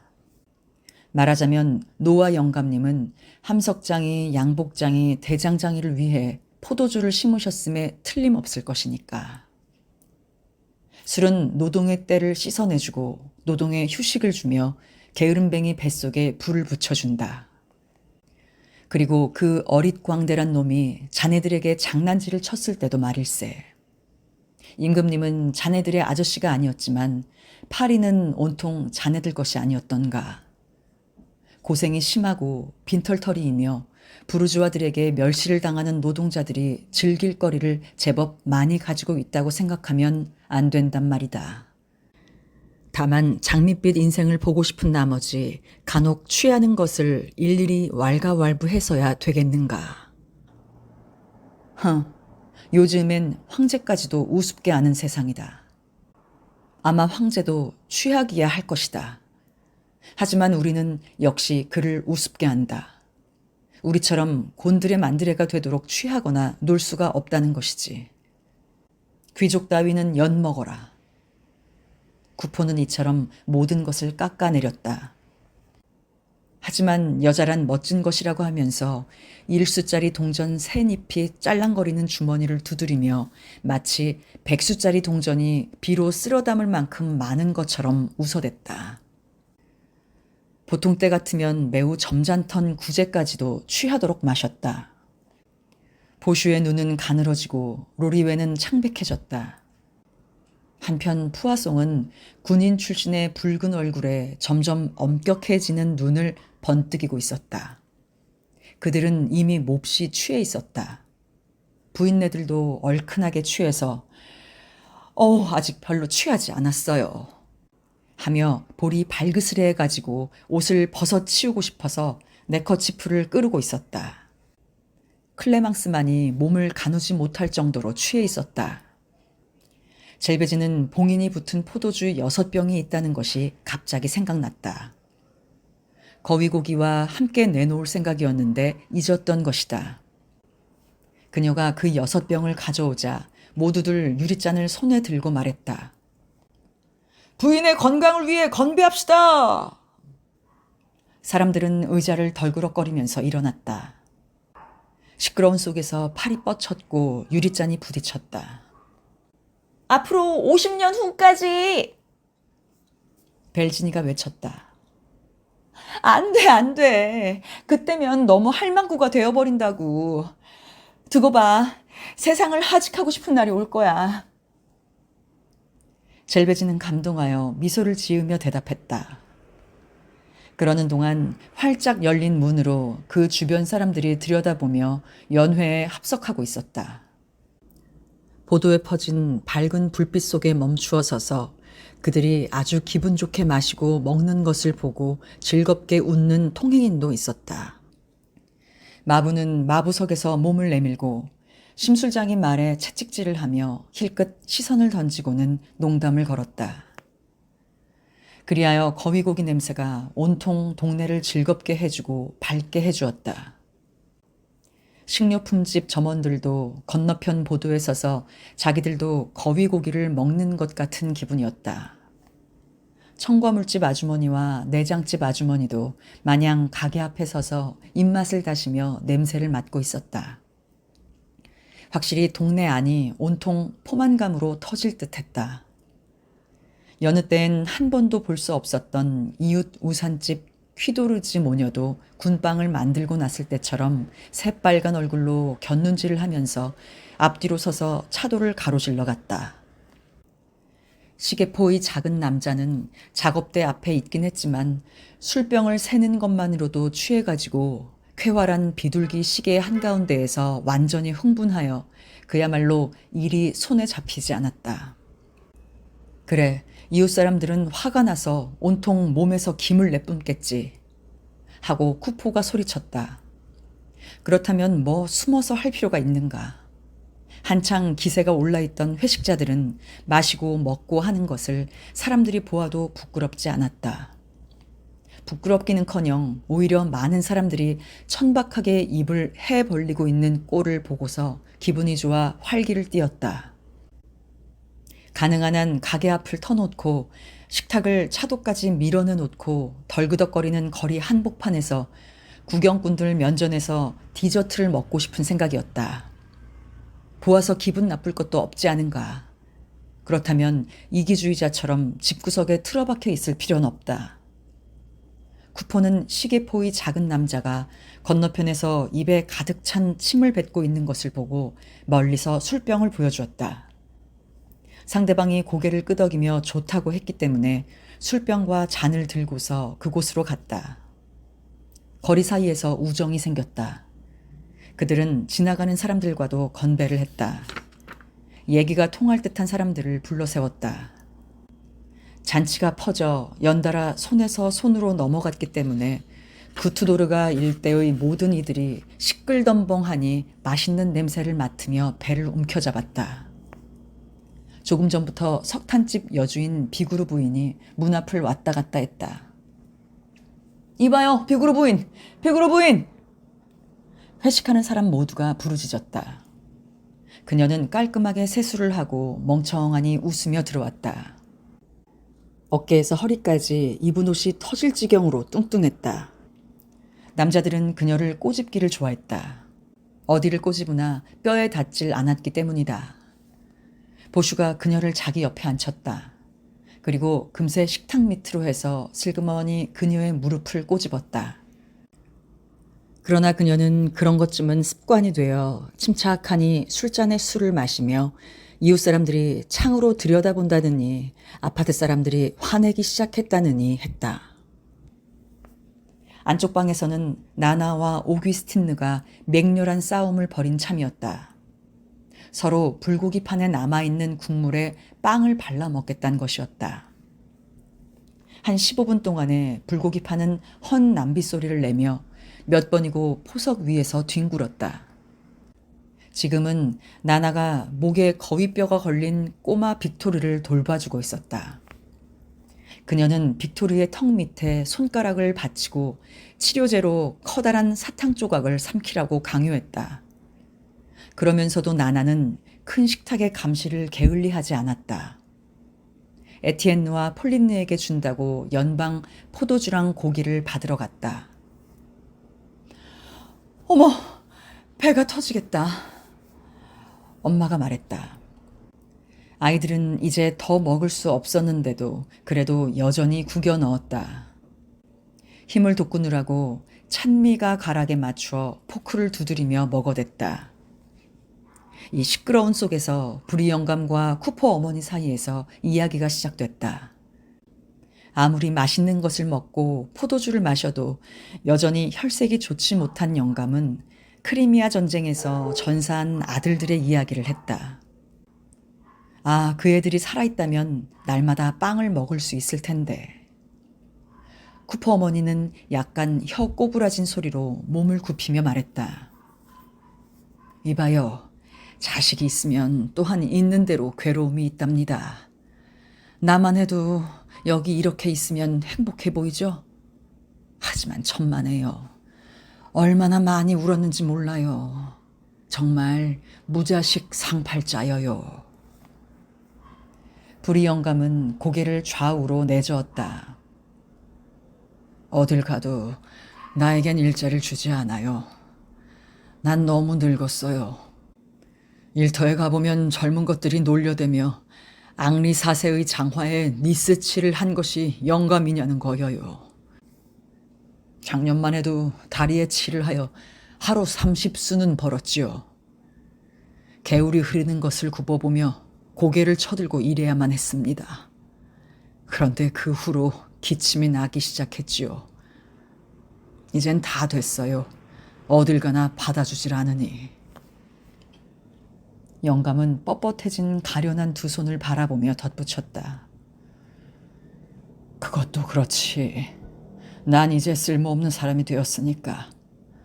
그들이 그렇게 말하는 것도 당연하죠. 나라도 그들처럼 할 것이야. 그러니 죽지 못하는 것이 불행이란 말입니다. 그렇지. 다 내 탓이지요. 이제 일할 수 없으면 누구건 누워서 죽어버려야 한단 말입니다. 정말로 그래. 아무래도 납득이 안 간단 말이야.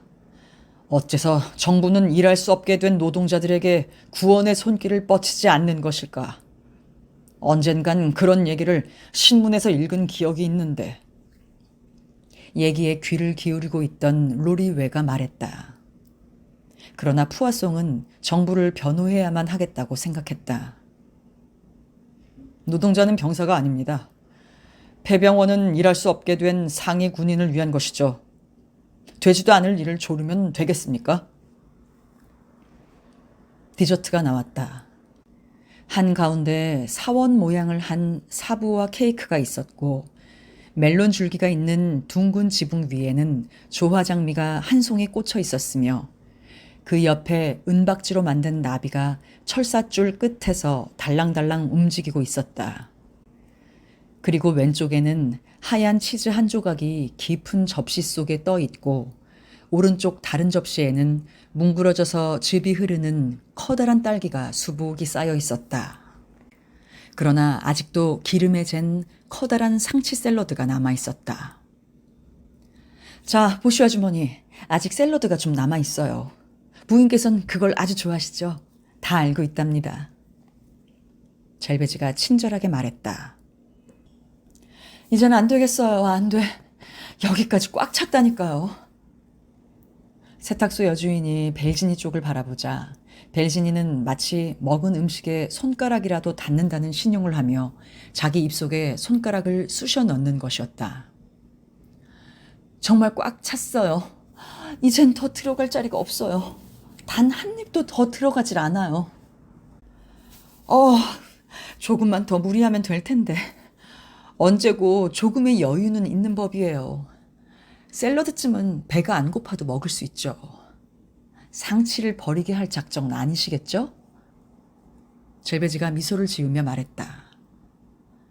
절여두었다가 내일 먹으면 되겠지. 훌륭한 겉절이가 될 테니까요. 르라 부인이 말했다. 이 부인네들은 유감스러운 듯이 샐러드 그릇을 바라보면서 숨이 가빠 허덕이고 있었다. 클레망스가 언젠가 점심때 물냉이를 3다발이나 먹은 일이 있다고 말했다. 위트와 보이는 한 수 더 위였다. 그녀는 씻지도 않은 상치를 송두리째 먹어치웠다고 했다. 그것도 소금에만 묻혀서 먹었다는 것이다. 여자란 샐러드로 살고 있는 셈이니 그것을 양동이로 여러 개씩 사온다고 했다. 이런 얘기 덕분에 결국 부인네들은 샐러드 그릇을 다 비워버렸다. 난 들판에서 내 발로 엉금엉금 기어다닐 것 같아요. 보슈아 주머니가 입에 가득히 물고 몇 번이고 되풀이하여 말했다. 그러자 모두들 디저트를 앞에 두고 싱글싱글 웃음을 지었다. 디저트가 나올 것은 계산에 넣지 않았던 것이다. 말하자면 좀 늦게 그것이 나온 셈이다. 하지만 문제는 없다. 어쨌든 귀여워해주자. 폭탄처럼 파열한다 해도 새삼 딸기니 케이크쯤에 물러설 순 없는 노릇이다. 게다가 뭐 그리 서두를 필요도 없다. 시간은 충분히 있으니까. 밤새도록 먹은들 무슨 상관이랴. 그리하여 우선 딸기와 하얀 치즈를 접시 가득 담았다. 남자들은 파이프 담배에 불을 붙였다. 그리고 상품 포도주 병이 비었기 때문에 싸구려 포도주로 채워진 병 쪽으로 되돌아가서 담배를 피우며 마셨다. 그리고 회식자들은 젤베지가 사부와 케이크를 바로 잘라주었으면 하고 생각했다. 푸아송은 공손히 일어나서 장미꽃을 뽑아 여주인에게 바쳐 갈채를 받았다. 젤베지는 왼쪽 가슴에 핀으로 그것을 꽂았다. 그녀가 움직일 때마다 나비가 팔랑거렸다. 그래. 지금 우리가 식사를 하고 있는 것은 당신네 집 작업대 위로군. 정말 이 작업대 위에서 이렇게 열심히 일해본 적은 없을걸? 로리웨가 대단한 발견이라도 한 것처럼 큰 소리를 질렀다. 이 심술궂은 농담이 큰 성공을 거두었다. 재치 있는 암시가 빗발치듯 쏟아져 나왔다. 클레망스는 잠깐 다림질을 해야겠다고 하면서 딸기를 한 스푼 삼켜버렸다. 르라 부인은 하얀 치즈에서 풀냄새가 난다고 우기고 한편 로리웨 부인은 뼛골이 빠지게 고생해서 번 돈을 이 같은 작업대 위에서 이렇게 재빨리 먹어치우다니 정말 멋진 생각이라고 입속으로 되풀이하여 중얼거렸다. 웃음과 큰 소리의 폭풍이 일었다.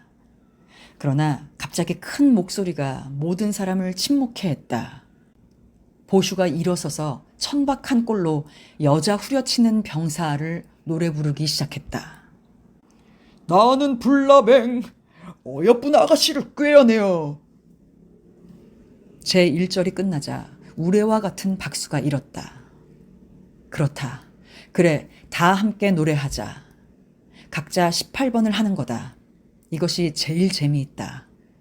그리고 일동은 식탁에 팔을 괴기도 하고 의자 등에 벌떡 쓰러지기도 하고 가락이 멋지게 넘어가는 곳에선 고개를 끄덕이기도 하고 후렴에선 한 모금 마시기도 했다.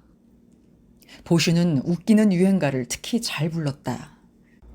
그가 모자를 치켜 쓰고 손가락을 벌려서 병정 흉내를 내면 물 주전자까지도 웃을 것 같았다.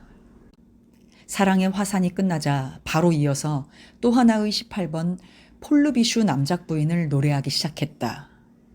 제 3절까지 부르자 그는 클레망스 쪽을 바라보며 속삭이듯 노래했다. 남작 부인에겐 주종꾼들이 있었지. 그러나 그들은 네 사람의 자매들. 갈색머리가 세 사람에 금발머리가 하나. 그 8개의 눈이 사람을 이다지도 끄는구려. 노래가 흥겨워지자 사람들은 모두 후렴을 불러댔다. 남자들은 발꿈치로 박자를 맞췄으며 부인네들은 나이프로 컵을 두드렸다. 에라, 술값이야 누가 치르건 한 잔 주게나. 저 병정에게. 에라, 술값이야 누가 치르건 한 잔 주게나. 척 후병에게. 그렇게 노래하는 사이에 벨지니는 2번이나 사라졌다가 돌아오더니 젤베지의 귓전에 입을 대고 작은 소리로 무엇인가 알려주었다. 3번째에는 마침 일대 소란 중에 돌아와서 그녀에게 이렇게 말했다. 이봐요. 그 사람 여전히 프랑스만에 가게 있어요. 신문을 읽고 있는 척하며 틀림없이 좋지 않은 일을 꾸미고 있는 거예요. 젤베지는 불안하여 아무에게도 말하지 말아달라고 그녀에게 부탁했다. 갑자기 깊은 침묵이 찾아들었다. 위트와 부인이 일어서더니 적선 침입이라는 노래를 불러댔다. 그녀는 검은 보닛 모자 밑에서 얼굴을 창백하니 하고 작은 몸집을 뻣뻣하게 하고 있었다. 그리고 자신만만하고도 자랑스럽게 왼쪽 주먹을 앞으로 내밀며 그 몸집에 어울리지도 않게 제수추어까지 부렸다. 무모한 해적이여. 바람을 타고 우리에게 덤비려면 덤벼봐라. 해적들에게 불행이 있을지어다. 인정사정이 있을소냐. 자 모두들 대포를 잡아라. 모두 럼주를 마셔라. 무법천지 해적 따위는 닷줄에 밥이 되리라. 의외로 진지한 노래였다. 항해의 경험이 있는 푸아송이 가볍게 긍정의 고개를 끄덕이면서 가사의 하나하나 세부의 동의를 표했다. 게다가 그것이 위트와 부인의 기분과 꼭 맞는 노래라는 것도 다 잘 느낄 수 있었다. 쿠포는 몸뚱이를 내밀면서 어느 날 밤 위트와 부인이 플레가에서 그녀에게 장난을 치려던 4사람의 사내를 해치웠던 경위를 얘기했다. 그동안 젤베지는 모두들 아직 사부와 케이크를 먹고 있는데도 쿠퍼 어머니의 도움을 받아 커피를 내놓았다. 사람들은 그녀가 그대로 의자에 앉게 놓아두질 않았다. 그녀가 노래할 차례라고 외쳐댔다. 그녀는 핏기 없는 얼굴로 기분이 썩 좋지 못하다는 표정으로 거절했다. 혹 거위고기 때문에 속이 언짢은 것이 아니냐고 사람들이 물어볼 정도였다. 그래서 아주 숨이 들어갈 정도의 작은 목소리로 아, 나를 잠들게 해주소 라는 노래를 했다. 아름다운 꿈에 젖은 수면에 대한 소원의 대목에 오자 그녀는 눈을 지그시 감고 눈물 어린 눈으로 거리의 어둠 속을 우두커니 바라보았다. 이어서 푸아송이 부인네들에게 꾸벅하니 인사를 하고 프랑스의 술이라는 권주가를 노래했다. 그 노래 솜씨는 김 빠진 맥주 맛과 같다. 마지막에 애국적인 1절만이 성공적이었다. 삼색기를 노래하는 가사에서 유리잔을 높이 들어 좌우로 흔들고 나서 크게 벌린 입으로 쫙 들이켰기 때문이다. 이어서 사랑의 노래가 몇 개나 계속되었다. 보슈아 주머니의 뱃노래에서는 베네치아랑 사공들의 연가가, 로리웨 부인의 볼레로에서는 세빌리아와 안달루시아 여자들이 노래 불렀으며 또한 로리웨까지도 무용수 파트마의 수많은 사랑의 노래로 아라비아의 향료를 찬양하는 대목까지 하게 되었다. 기름때가 묻은 식탁 둘레에서 소화불량의 숨결로 무거워진 공기 속에서 금빛 지평선이 펼쳐지고 상하인가 싶은 목덜미, 치르게 머리채, 기타가 퉁겨지는 달빛 아래서의 입맞춤, 그리고 발 아래 진주와 보석을 뿌리는 인도의 무희들이 지나갔다. 남자들은 포식하여 파이프 담배를 피워 물고 부인네들은 즐거움에 그대로 미소를 머금고 누구나가 다 먼 나라로 가서 그윽한 향기를 맡고 있는 것 같은 기분이었다. 클레망스가 목청을 떨면서 잠자리를 만들어줘 라는 노래를 하기 시작하자 이것 또한 모두를 즐겁게 해주었다. 그것이 전원, 가볍게 나는 새들, 나무 그늘 밑에 댄스, 꿀이 가득한 꽃받침을 지닌 꽃들, 말하자면 뱅센느 숲으로 토끼 사냥을 가던 날 본 것들을 생각나게 했기 때문이다. 벨지니가 귀여운 브랜디를 노래하여 장난기 어린 기분으로 되돌려 놓았다. 그녀는 팔꿈치를 구부려 한쪽 손을 허리에 갖다 대고 주보 여자의 신용을 했고 다른 한 손으로는 술 따르는 신용을 해보였다. 그러자 사람들은 쿠포 어머니에게 생쥐를 불러달라고 요청했다. 노파는 그런 천한 노래 따위는 모른다고 사양하다가 쉰 목소리로 가냘프게 노래하기 시작했다. 그리고 작은 눈이 반짝이는 주름투성이의 얼굴로 생쥐를 본 리즈 아가씨가 겁이 나서 스커트 자락을 움츠리는 느낌을 잘 표현하고 있었다. 여자들은 새침하게만 있을 수도 없어서 번뜩이는 시선을 곁에 남자들에게 보냈다. 사실을 말하자면 보슈는 석탄집 여주인의 장단지를 생쥐처럼 더듬고 있었다.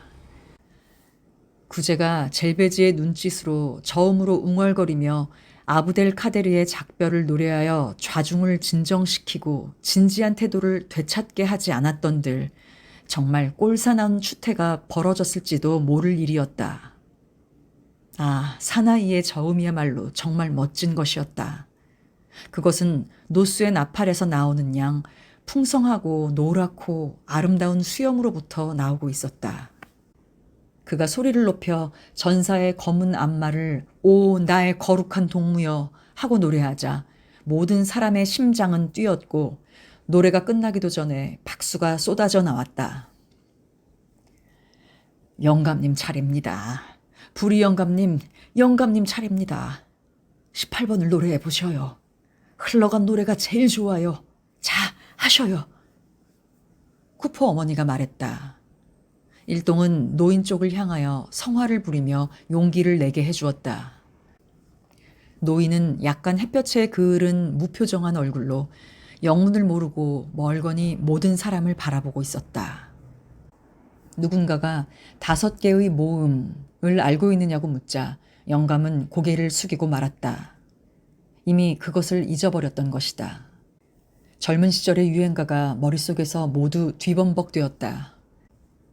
이 영감을 조용히 놔두기로 의견이 모아졌을 때 영감은 생각이 떠오른 듯 공허한 목소리로 우물우물거렸다. 트루라라, 트루라라, 트루라, 트루라, 트루라라. 그의 얼굴에 생기가 돌았다. 이 후렴이 먼 옛날에 쾌활했던 시절을 불러일으켰음이 분명했다. 점점 낮아져가는 자신의 목소리에 귀를 기울이면서 어린애처럼 흥겨워하며 옛일을 오직 혼자서 음미하며 즐기고 있었다. 트루라라, 트루라라, 트루라, 트루라, 트루라라. 아, 맙소사. 랑티에 씨가 건너편 보도에서 여길 바라보고 있어요. 벨지니가 젤베지의 귓전에 와서 속삭였다. 젤베지는 가슴이 덜컥 내려앉았지만 용기를 내어 힐끗 바라보았다. 회식자들의 노래를 들으려고 거리에는 많은 사람들이 몰려 있었다.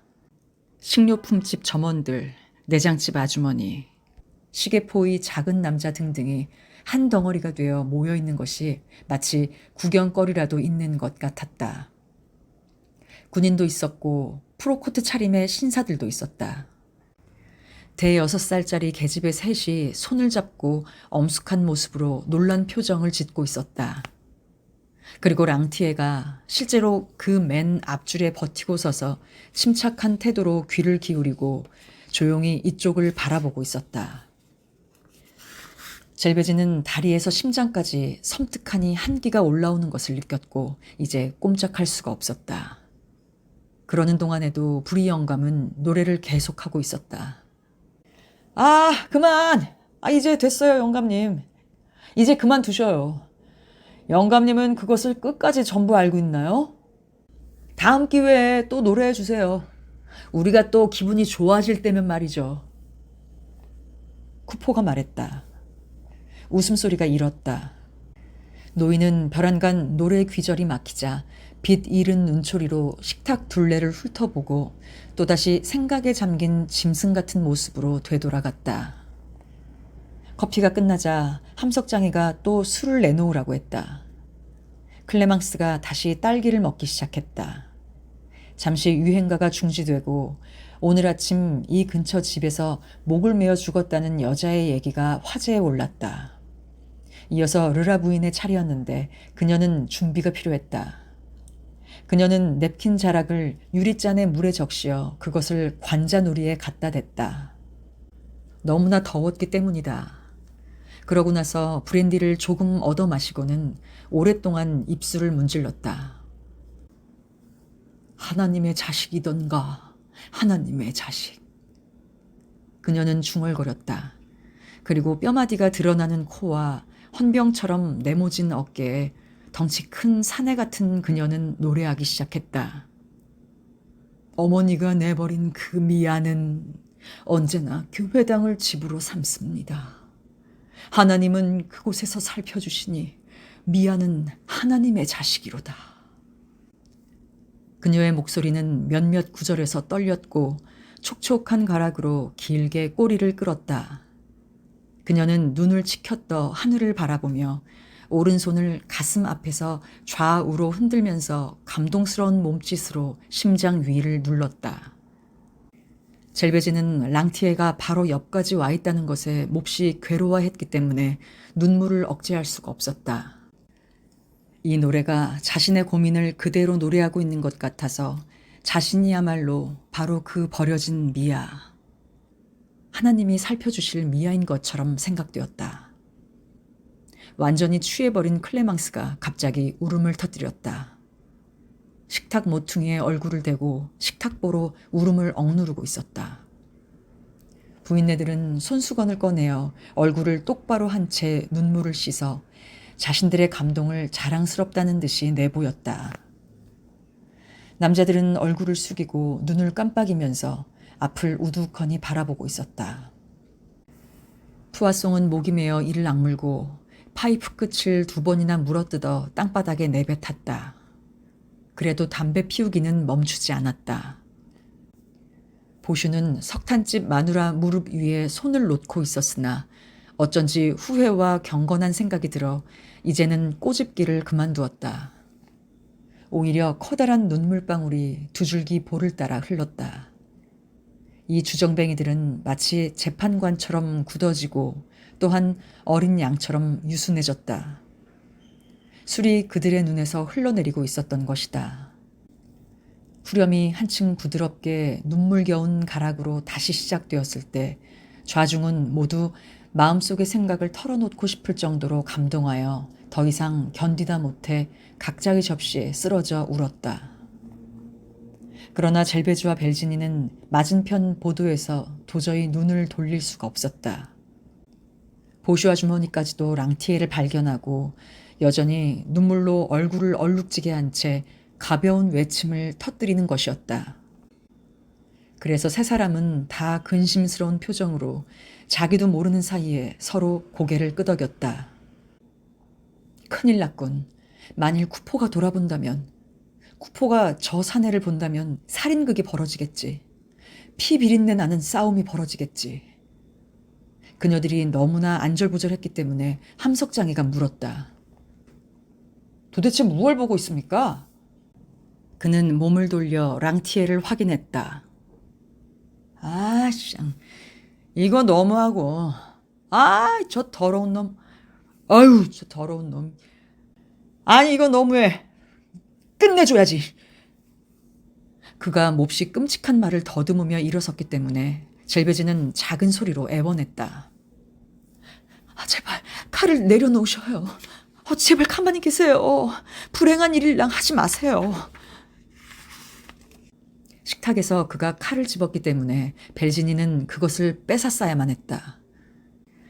그래도 그가 밖으로 나가 랑티에게 다가가는 것은 막을 수가 없었다. 다른 사람들은 점차 고조되는 감동에 쌓여 아무것도 보이지 않았고 점점 더 심하게 울었다. 그런 분위기 속에서 르라 부인이 애절한 가락으로 노래하고 있었다. 버림받은 고아여, 내 우는 소리를 듣는 이는 오직 높다란 나무와 바람뿐일세.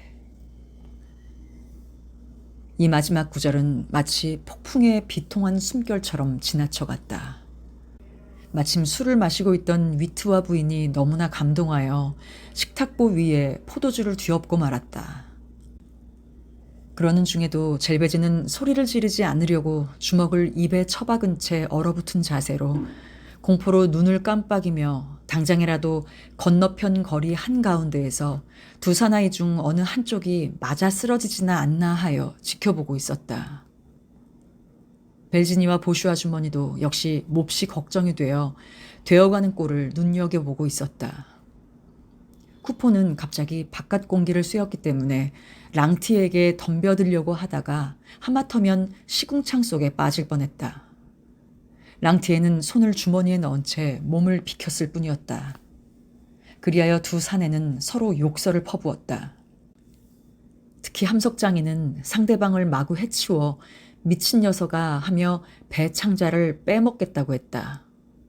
고래고래 욕설하는 소리가 들리고 성난 몸짓이 보였다. 당장에 주먹 다짐이 벌어지고 손목을 꺾어버릴 기세였다. 젤베지는 아찔하여 눈을 감았다.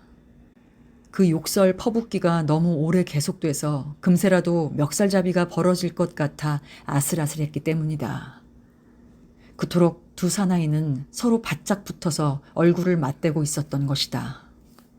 아무 소리도 나지 않아 눈을 떠보니 두 사람이 조용히 얘기하고 있어 그녀는 아연실색했다. 르라 부인의 목소리가 서글픈 가락으로 고조되어 다음 구절로 접어들고 있었다. 이튿날 가련한 그 고아의 죽어가는 생명이 구원됐다네. 어쨌든 갈보 같은 년들도 있지.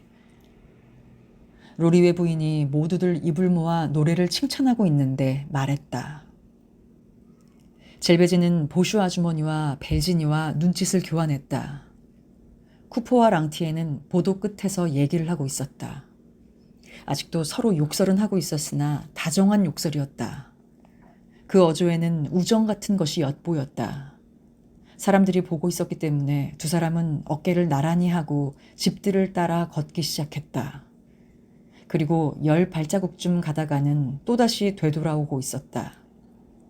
얘기가 호기를 띠기 시작했다. 벼랑간 쿠포가 또 화를 내는 것 같았다. 상대방은 사양하며 도무지 응낙하지 않았다. 그래서 함석장이는 랑티에를 떼밀며 억지로 거리를 가로질러 가게에 들어오게 했다. 난 진심으로 말하는 거야. 포도주를 한 잔 하게나. 남자는 남자란 말이야. 안 그래? 서로 통하게 마련이지. 르라 부인이 마지막 후렴을 마쳤다. 부인네들은 손수건을 돌돌 말면서 합창으로 되풀이하여 노래했다. 미아는 하나님의 자식이로다. 모두들 노래하는 사람을 칭찬했는데 장본인인 그녀는 몹시 지쳤다는 신용을 하면서 주저앉았다. 그녀는 무엇이든 마실 것이 없느냐고 물었다. 노래하는데 지나치게 감정을 쏟아 신경의 줄이 느슨해지지는 않았나 사뭇 걱정했기 때문이라고 했다. 그러나 식탁을 앞에 한 모든 사람들은 랑티에가 쿠포 옆에 조용히 앉아 이미 사부와 케이크의 나머지를 글라스의 포도주에 적셔 먹고 있는 것을 지켜보고 있었다. 벨지니와 보슈 아주머니 외에는 아무도 그를 알지 못했다. 로리웨 부부는 무엇인지 수상쩍다고 생각했지만 사정을 잘 몰라서 시치미를 떼고 있었다. 구제는 젤베지의 흥분을 눈치채고 새로 들어온 사나이를 곁눈질하여 보았다. 어색한 침묵이 감돌아서 쿠포가 솔직하게 말했다. 이분은 친구입니다.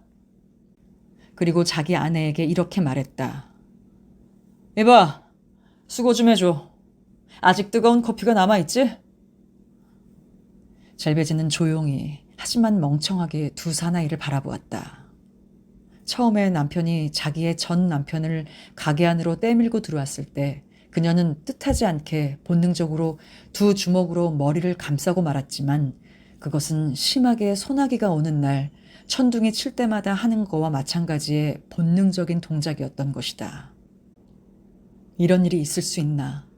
당장이라도 벽이 무너져 모두가 압사할 것만 같았다. 그러나 두 사나이가 자리에 앉아도 모슬린 커튼조차 움직이지 않는 것을 보고서 그녀는 바로 이것이 정상적인 것이거니 생각했다. 거위고기가 약간 체했는지 뱃속이 좋지 않았다. 분명히 과식한 것이다. 그러니 생각도 잘 정리되지가 않았다. 그녀는 편안한 노곤함에 몸이 마비되어 오직 남이 자기에게 귀찮게 굴지만 않으면 된다고 생각하면서 식탁가에 웅크리고 있었다. 정말이지 자기 혼자 속을 태워야 무슨 소용이 있겠는가. 남들은 별반 관심도 없거니와 복잡한 일들도 만족할 만하게 잘 풀려가지 않은가. 그녀는 벌떡 일어서서 커피가 남아있나 보러 갔다. 안쪽 방에서는 애들이 자고 있었다. 오기스틴느는 디저트 시간 중 아이들에게 겁을 주어 딸기를 훔치기도 하고 또한 꼼짝 못하게도 했다. 그 오기스틴느도 지금은 몸이 몹시 거북한지 조그만 걸상에 웅크리고 앉아 창백하니 한마디 말도 없었다. 뚱뚱보 폴린느의 어깨에 머리를 기대고 에티엔느도 식탁가에서 잠들어 있었다. 나나는 침대 곁에 주단 위에 앉아서 옆에 있는 빅토르의 목에 팔을 돌려감고 자기에게 기대게 했다. 그리고 눈을 감고 꾸벅꾸벅 졸며 가냘픈 소리로 계속 이렇게 말했다. 엄마야, 배가 아파. 엄마야, 배가 아파. 젤베지는 에티엔느를 보고서 또다시 충격을 받았다. 이 애의 아버지가 아이에게 키스하고 싶다는 기색도 없이 바로 옆에서 케이크를 먹고 있다. 그렇게 생각하니 그녀는 숨이 막힐 것 같았다. 그녀는 당장이라도 에티엔느를 일으켜 세워 그 아비의 품으로 데리고 가려 했다. 그러다가 다시 한번 모든 일이 온당하게 되어가는 것이 좋을 것이라고 생각됐다. 회식도 다 끝나가는데 새삼 귀찮은 일을 일으키면 별로 바람직한 일이 못 된다. 그녀는 커피포트를 가지고 돌아와서 랑티에게 커피를 한 잔 따라주었다. 그러나 랑티에는 그녀에게 신경을 쓰는 것 같지도 않았다. 그러면 이번엔 내 차례지. 쿠포가 혀가 잘 돌아가지 않는 소리로 말했다. 어때? 날 입가심으로 남겨놨지. 그렇다면 잘못된 장난꾸러기 녀석을 해보지. 그래. 정말 개구쟁이로군. 모든 사람들이 외쳤다. 소동이 다시 벌어지고 랑티에의 일은 잊혀졌다. 부인네들은 후렴의 반주용으로 유리잔과 나이프를 준비했다. 함석장이가 천한 모습으로 두 다리를 버티고 서 있는 것을 보고 노래도 시작되지 않았는데도 모두들 웃어댔다. 그는 노파처럼 쉰 목소리를 냈다. 매일 아침 일어날 때면 내 가슴은 답답해. 그레브 광장으로 자식을 보내 너푼짜리 생선 한 마리를 사러 보내니 녀석은 길가에서 딴전만 피우다가 40분이 다 되어 내가 마실 술값의 반을 없애고 돌아온다. 잘못된 장난꾸러기 녀석. 부인네들은 유리잔을 두드리면서 기분 좋다는 듯이 소리를 합쳐 후렴을 불렀다. 잘못된 장난꾸러기 녀석. 잘못된 장난꾸러기 녀석. 구트도르가 그 자체가 이젠 합창에 휘말려들었다. 동네 사람들도 잘못된 장난꾸러기 녀석을 불러댔다. 앞에서는 시계포의 작은 남자랑 식료품집 점원이랑 내장집 마누라랑 청과물집 마누라 등등 이 노래를 알고 있는 사람들이 합창에 끼어들어 서로 상대편을 때리면서 웃고 있었다. 쿠포가 다음의 일절로 들어갔다.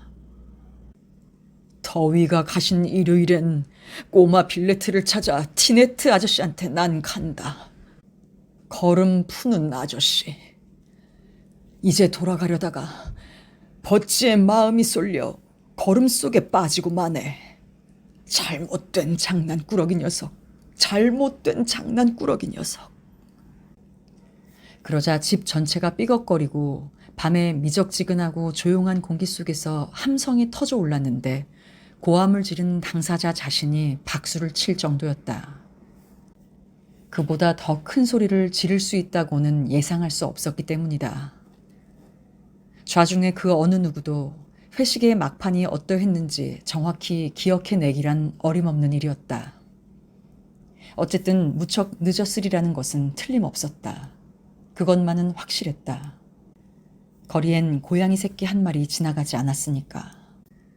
그리고 아마 모두들 식탁 둘레에서 손을 잡고 춤을 추었던 것 같았다. 그것도 귀까지 찢어질 정도로 입을 크게 벌리고 날뛰며 춤추던 새빨간 얼굴과 더불어 노란 안개 속에서 희미했다. 분명히 끝날 무렵에 가서는 프랑스식으로 술잔을 주고받기도 한 것 같았다. 다만 누군가의 장난으로 유리잔 속에 소금을 넣었는지 어쩐지는 이미 알 수 없는 일이었다. 아이들은 혼자서 옷을 벗고 잔 것이 틀림없었다. 다음날 보슈 아주머니는 남편이 석탄집 마누라와 구석에서 찰싹 붙어서 얘기하고 있었으므로 뺨따귀를 2대나 철썩 붙여주었다고 자랑을 했다. 하지만 보슈는 무엇 하나 기억이 나지 않아 농담이라고 얼버무렸다. 아무래도 온당치 않았다고 모두가 주장한 것은 클레망스의 행동이었다. 정말로 손님으로 초대할 만한 처녀가 아니다. 끝장에 가서는 온통 알몸을 드러냈고 게다가 속이 울렁거려 모슬린 커튼 하나를 완전히 못쓰게 했으니 말이다. 남자들은 적어도 밖으로 나가기라도 했다. 로리웨와 푸아송은 속이 울렁거려 반찬 가게까지 정신없이 달려갔다. 가정교육을 제대로 받으면 언제나 나타나기 마련이다. 위트와 부인과 베이진이 등 여자들은 더워서 못 견디어 코르셋을 벗으러 안쪽 방으로 들어갔을 뿐이었다. 베이진이도 피로를 풀기 위해 잠시 침대에 눕고 싶어 했다. 그러고 나서 사람들은 모두 곧 헤어진 것 같았다. 사람들은 제각기 끼리끼리 자취를 감추고 로리웨 부부의 격한 말다툼이랑 부리 영감님의 끈덕지고 처량한 투르라라 소리로 마지막 기세를 울리며 어두운 거리 안으로 잠겨버렸다. 젤베지는 구제가 돌아갈 무렵에 그에게 가서 흐느껴 운 것 같이 생각되었다. 쿠포는 여전히 노래하고 있었다. 랑티에로 말하자면 마지막까지 남아 있었을 것이다. 젤베지는 한순간 자기 머리 위로 숨결이 풍겨온 것을 분명히 느꼈다. 그러나 그것이 랑티에의 숨결이었는지 아니면 무더운 밤의 바람기였는지 알 수가 없었다. 그러나 르라 부인이 이런 시각에 바티뇰까지 돌아가긴 싫다고 하여 테이블을 한쪽으로 밀어붙이고 침대에서 매트리스를 한 장 벗겨서 가게 한 구석에 펴주었다. 그녀는 그 회식의 찌꺼기 한복판에서 잠을 잤다. 쿠포 일가가 정신없이 잠에 빠져 회식에서의 취기를 회복시키고 있는 동안 옆집의 고양이가 열어젖혀 놓은 창문으로 들어와서 밤새도록 이빨로 작은 소리를 내면서 거위뼈를 완전히 해치워 버렸다.